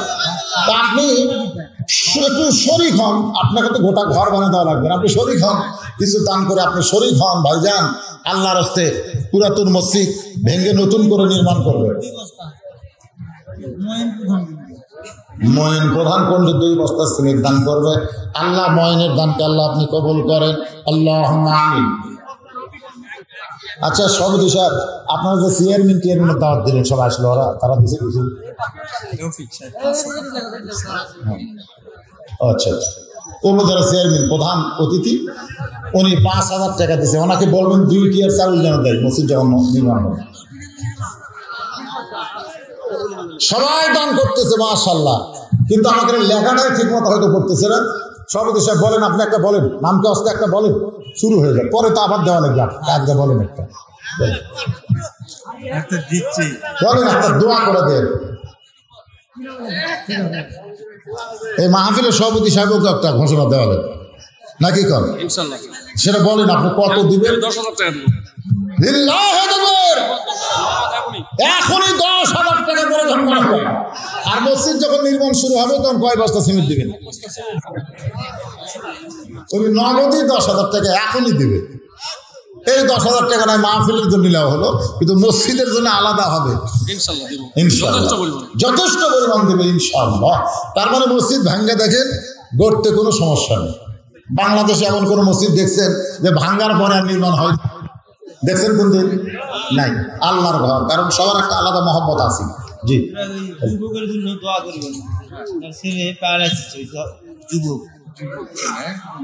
ও কোনটা ছেলে? আমার ছেলে আচ্ছা, 2 বস্তা সিমেন্ট দান করবে। নাম কি আপনার? উজ্জ্বল। তার ছেলেটা অসুস্থ, আল্লাহ তার ছেলেটাকে পুরোপুরি সুস্থতা দান করুন। জোরে করে আমিন। সবাই জোরে করে আল্লাহ আমিন। আশরাফ পানিশাল পানিশাল থেকে আশরাফ 500 টাকা নগদে করছে দান। আশরাফের দানকে আল্লাহ আপনি কবুল করেন। আল্লাহুম্মা আমিন। এই যে ব্যাগের মধ্যে টাকা তুললো, কমে গেল সব। এটা কি আপনাদের লোক? হ্যাঁ হ্যাঁ হ্যাঁ আমাদের। আচ্ছা ঠিক আছে। না অনেক সময় 20টা ব্যাগ দিয়েছে, 14টা পাওয়া গেছে, 6টা গায়েব হচ্ছে, এরকম খবরও পাওয়া যায়, তাই না? কারণ আপনাদের উপজেলা চেয়ারম্যান সাহেব কি বললো, এখন নিশা নিশা নিশা ফ্রি ফায়ার, পাবজি খেলার নিশা, ইন্টারনেট কেনার নিশা, হিরোইন গাঁজা সব খাওয়ার নিশা আমাদের যুবকদেরকে নষ্ট করছে। যেরকম ঠিক কিনা? এরা বুঝবেই না যে মসজিদের টাকা, ও চিনতেই নেই। নিশা যারা করে তারা ভালো মন্দ কোনো জ্ঞান রাখে না। আলহামদুলিল্লাহ, যতটুকু আদায় হয়েছে আলহামদুলিল্লাহ। মসজিদ কমিটির যারা মসজিদ কার্যকরী কমিটি ছাড়া তো মসজিদ চলে না। সভাপতি, সেক্রেটারি, ক্যাশিয়ার, সদস্য তারা মোটামুটি দিলেই মোটামুটি একটা ফিগার দেখা যেত, কিন্তু ওনারা কেউ দিচ্ছে না। সভাপতিকে আমি বলতেছি, কথা কয় না। আপনি দিলেই সেক্রেটারি চলে আসবে, মানে ওটা পরে দিবে। মানে বড় বড় দানগুলো সাধারণত প্রকাশ মানুষ করতে চায় না। এমনও হতে পারে যে আপনারা সিমেন্ট দিচ্ছেন, রড যা লাগবে সব সভাপতি দিবে। কারণ সিমেন্ট দিয়ে কি করবে? লাগবে না, লাগবে কি লাগবে না দিয়ে দেবে। ইটা লাগবে, ইটার ভাটা। কোনটা নীরব? আপনি নীরব? ও, আপনার আবার 4 এটা বেসাইতে হবে 5 কম। নীরব 10 বস্তা ওনার ভাতিজা, আর উনি বলতেছেন 4 বস্তা। 4 ওটা একটা সাইজ হলো। 5 ওয়াক্ত নামাজের 5 বস্তা দেন, লেখেন 5 বস্তা। 5 বস্তা অনেক সিমেন্ট আদায় হয়েছে মাশাআল্লাহ। আপনারা যারা এই মুহূর্তে বসে আছেন, আপনারা কি এই মসজিদের লোক না বাহিরের লোক? বাহিরের লোকই বেশি আছে। যাই হোক, যারা দাঁড়িয়ে আছেন আপনারা একটু বসেন বাবা, সবাই বসেন, সবাই বসেন, সবাই আল্লাহর রাস্তায় বসেন। আজকে লাইলাতুল মেরাজ নিয়ে আমি আপনাদের সামনে দীর্ঘ সময় আলোচনা করলাম। 5 ওয়াক্ত নামাজ, ফজরের 2 রাকাত নামাজ আদায় করলে আল্লাহ তাআলা আমাদেরকে আদম নবীর সমপরিমাণ সওয়াব দিয়ে দিবে। সুবহানাল্লাহ। যোহরের 4 রাকাত নামাজ আদায় করলে ইব্রাহিম নবীর সমপরিমাণ সওয়াব আল্লাহ আমাদেরকে দিয়ে দিবে। আমরা যদি আসরের 4 রাকাত নামাজ জামাত আদায় করি, মুসা নবীর সমপরিমাণ সওয়াব আল্লাহ আমাদের দিয়ে দিবে। যদি মাগরিবের 3 রাকাত নামাজ আদায় করি, ইয়াকুব ইউসুফের সমপরিমাণ সওয়াব দিবে। এশার নামাজ আদায় করলে ঈসা নবীর সমপরিমাণ সওয়াব আল্লাহ আমাদেরকে দিয়ে দিবে। আল্লাহ যদি চায় 500 বার মাহফিল আছে 8 তারিখে, সেখানে এই নামাজের বিস্তারিত আবার আলোচনা হবে। আল্লাহ পাক আমাদের সবাইকে কবুল করুন। সকলে বলে আল্লাহুম্মা আমিন। জবান খুলে বলেন আল্লাহুম্মা আমিন। আমার মা বোনদের জন্য ছোট্ট একটা ওয়াজ করে, মা বোনদের জন্য এ পর্যন্ত যে ওয়াজ হয়েছে, ওরা মনে করতেছে এগুলা পুরুষ মানুষের ওয়াজ। মেয়ে মানুষের জন্য 4টা আমল। ধরে কোন কয়টা? 1 নম্বর হলো নামাজ। আর এই নামাজ না পড়লে হাউজে কাউসারের পানি পান করা যাবে না। 2 নম্বর হলো কুরবানি। ফাসাল্লি লিরাব্বিকা ওয়ানহার। একটা হলো নামাজ, একটা হলো কুরবানি। আমি নামাজ সম্পর্কে অনেক কথাই বললাম বাজান। এবার কুরবানি সম্পর্কে মেয়েদের 1 নম্বর কুরবানি হলো অকরনা ফি বুয়ুতিকুন্না ওয়ালা তাবাররাজনা তাবাররুজাল জাহিলিয়াতিল উলা। রে মেয়েরা, আল্লাহর আইন পর্দা মেনে যদি তোমরা চলতে পারো, ওইটা তোমাদের জীবনের কুরবানি। বিশ্বাস করে আল্লাহ তোমাদেরকে হাউজে কাউসারের পানি পান করাবে। আমার মা বোনদের জন্য সবচাইতে গুরুত্বপূর্ণ আমল হলো পর্দা। গভীর রাত্রে হযরত আলী ফাতেমাকে কবর দিয়া আল্লাহর কাছে দোয়া করতেছে, আল্লাহ আমার ফাতেমার প্রতি আমি আলী সন্তুষ্ট, তুমিও সন্তুষ্ট হয়ে যাও। এই দোয়া করে তাকায় দেখে 4-5টা পুরাতন কবর সামনে দেখা যায়। আলী চমকে বলে, এই মাত্র ফাতেমারে কবর দিলাম, সেই নতুন কবর গেল কোন জায়গায়? কবর কোথায় গেল? এই মাত্র সেই কবরে ফাতেমারে রাখলাম। কে যেন গায়ের থেকে বলে, আলী রে, আমার ফাতেমা হলো পর্দানিশী, আমি আল্লাহ তার কবরকে কিয়ামত পর্যন্ত পর্দা করেছি। সেই মা ফাতেমার সঙ্গে জান্নাতে যদি যাবার চান না, যেই ফাতেমাকে বলা হয়েছে সাইয়্যিদাতুন নিসায়ে আহলুল জান্নাহ, হাসান হুসাইনের মা ফাতেমাকে আল্লাহ জান্নাতি নারীদের নেত্রী বানাইছে। এই জান্নাতি নারীদের নেত্রী কেন বানাইলো? ছোট্ট একটা কথা আপনাদের শোনানোর পরে আমি আখেরি মোনাজাত করব। বাজান গো, একদিন কতগুলা মেয়ে ফাতেমার সঙ্গে দেখা করার জন্য দরজায় দাঁড়িয়ে আছে, ফাতেমার সঙ্গে দেখা করার জন্য দরজায় দাঁড়িয়ে আছে। এমন সময় মেয়েরা দেখে ছোট্ট একটা বাচ্চা খেলাধুলা করতেছে। ওই বাচ্চাকে ডাকতে বলে, বাবা তোমার নাম কি? বলে, আমার নাম হলো হোসাইন। আমরা মেয়েরা তোমার মায়ের সঙ্গে একটু দেখা করতে চাই, তুমি যাই তোমার মায়ের কাছ থেকে হুকুম নিয়ে আমাদের জন্য দরজা খোলার ব্যবস্থা করো। এ মায়েরা শোনেন, পর্দা কারে কয় মা, একটু মনোযোগ দিয়ে শোনেন। সঙ্গে সঙ্গে হোসাইন মায়ের হুকুম নেওয়ার জন্যে ভিতরে ঢুকতেছে, মায়ের কাছে যাবে। হযরত আলী হোসাইনকে আটকায় দিয়ে বলে, বাজান তোর বয়স কত? বলে, আমার বয়স 3.5 বছর পার হয়ে গেছে বাবা। আল্লাহর বান্দা আলী বললেন, হোসাইন যখন তখন মায়ের কাছে যাইতে পারবা না, কারণ 2 বছর পর্যন্ত 2.5 বছর পর্যন্ত সন্তান যখন তখন মায়ের কাছে যাবার পারবে, এর বড় হলে যখন তখন যাওয়া যাবে না। দরজায় ঠোকা দিয়া তোমার মায়ের অনুমতি নিয়ে তারপরে দরজায় যাবে। হোসাইন একটুখানির জন্য বসো। কি কারণে মায়ের কাছে যাবে? বলে, বাবা দরজায় কতগুলো মেয়ে মানুষ দাঁড়িয়ে আছে, তারা আমার মায়ের সঙ্গে দেখা করতে চায়।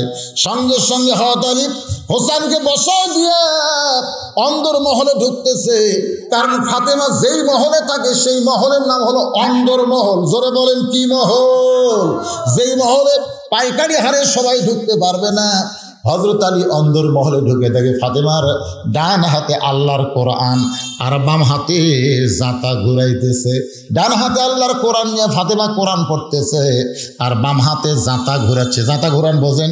যেই জাঁতার মধ্যে ডাল হয়, যেই জাঁতার মধ্যে আটা হয়, সব আটা করে গমের আটা করে, সেই জাঁতা ঘুরাই বাম হাতে, আর ডান হাতে আল্লাহর কোরআন পড়তেছে।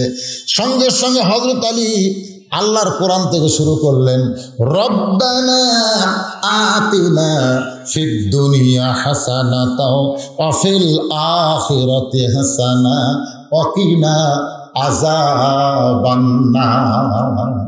আল্লাহ আমার ঘরে তুমি জান্নাত দিছো। আল্লাহ সুবহানাল্লাহ কোন না কেন? ঘরের মধ্যে ঢুকে হযরত আলীর মন খুশি হয়ে বলতেছে, আল্লাহ আল্লাহ আমার এটা ঘর না, আল্লাহ এটা আমার জান্নাত। সুবহানাল্লাহ বলেন না? আর আমাকে ঘরের মধ্যে ঢুকে দেখেন তো আমাকে বইয়েরা কি করতেছে, দেখেন স্টার জলসা জি বাংলা দেখতেছে। আর ফাতেমার ডান হাতে কোরআন, বাম হাতে জাতা ঘুরাইতেছে। সঙ্গে সঙ্গে হযরত আলী কোরআন আয়াত তেলাওয়াত করেছে। শুনেই ফাতেমা কোরআন তেলাওয়াত বাদ, জাতা ঘুরান বাদ, স্বামীর সামনে দাঁড়ায় বলে, স্বামী গো আপনি হঠাৎ অন্দর মহলে, আপনার কি প্রয়োজন? আলী বলতেছে, তুমি যে সুন্দর কোরআন পড়তেছো, জাতা ঘুরাইতেছো, সেইটা বাদ দিয়ে তুমি আমার কাছে কেন? ফাতেমা বলে, স্বামী আপনি হয়তো জানেন না, স্বামী যখন বিবির কাছে আসবে তখন বিবির জন্য সব কাজ বাতিল হয়ে যাবে। স্বামী যখন বইয়ের কাছে আসবে তখন বইয়ের কোনো কাজ করা যাবে না। এমনকি শোনেন, এই নফল নামাজ বোঝেন? নফল নামাজ বউ নিয়ত করছে, ফরজ বাদ, ফরজ ছাড়া সুন্নত কর, নফল কর, নিয়ত করার পরে যদি স্বামী ডাক দেয়, নামাজ বাদ দেয়, স্বামীর ডাকে উত্তর দেওয়া লাগবে, নামাজ বাদ দেয়। কথাটা শোনেন, এটা আপনাকে যারা বউ যদি না আসে বউয়ের কাছে বলবেন, আর যদি মায়েরা যারা আছে তারা শোনেন, স্বামীর হুকুম ছাড়া নফল রোজা রাখা হারাম। স্বামীর হুকুম ছাড়া নফল রোজা রাখা, কথা কন না কেন? স্বামীর হুকুম ছাড়া নফল রোজা রাখা হারাম। কোনো বউ যদি রোজা আছে, স্বামী দুপুরে বুঝতেছেন না, যে ঠান্ডা ভাই রাত্রে যে শীত, দুপুরে একটু স্বামী মনের মধ্যে একটু আনন্দ, যে একটু খেলাধুলা করবে, বউকে বলতেছে আসো গো গোসলের আগে, আমি রোজা আছি।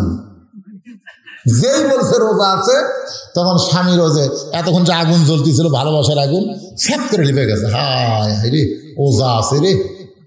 আমি মা বোনদের বলবো, স্বামীর হুকুম ছাড়া নফল রোজা রাখা যাবে না, নফল ইবাদত করা যাবে না।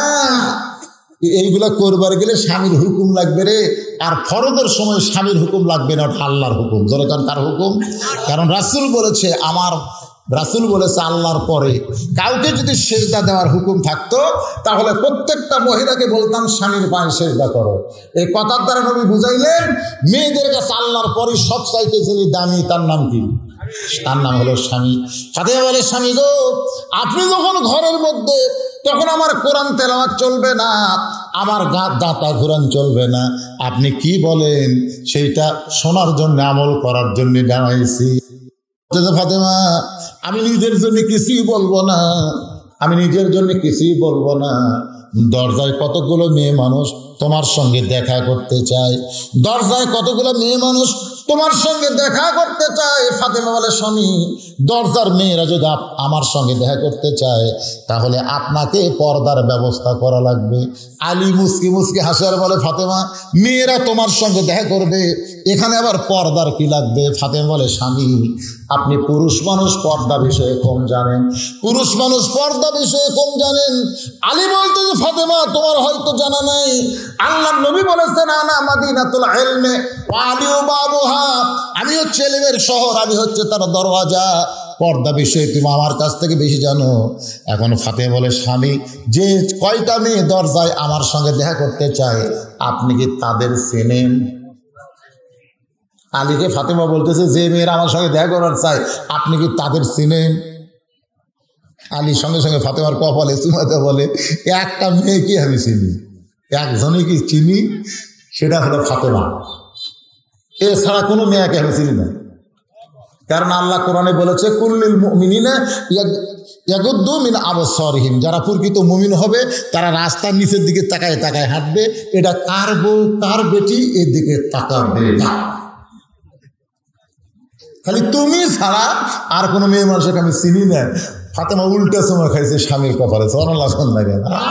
আল্লাহ আমাকে একটা স্বামী দিছে রে, আমি ছাড়া অন্য কারো দেখি তাকায়, কথা কর না কেন, তাকায়। আর আমরা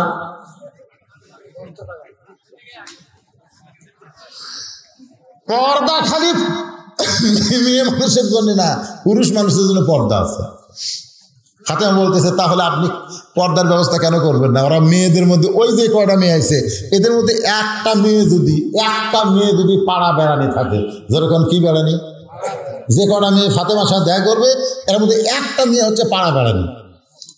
ওই যদি সরাসরি আমাকে দেখে আর অন্য পুরুষের কাছে যায়, যদি বলে হাসান হোসেনের মাকে দেখলাম এরকম সাইজ, তাহলে ওই মেয়ের কারণে আমি ফাতেমা পর্দার মধ্যে থাকার পরেও পরপুরুষ আমার খবর জানতে পারলো।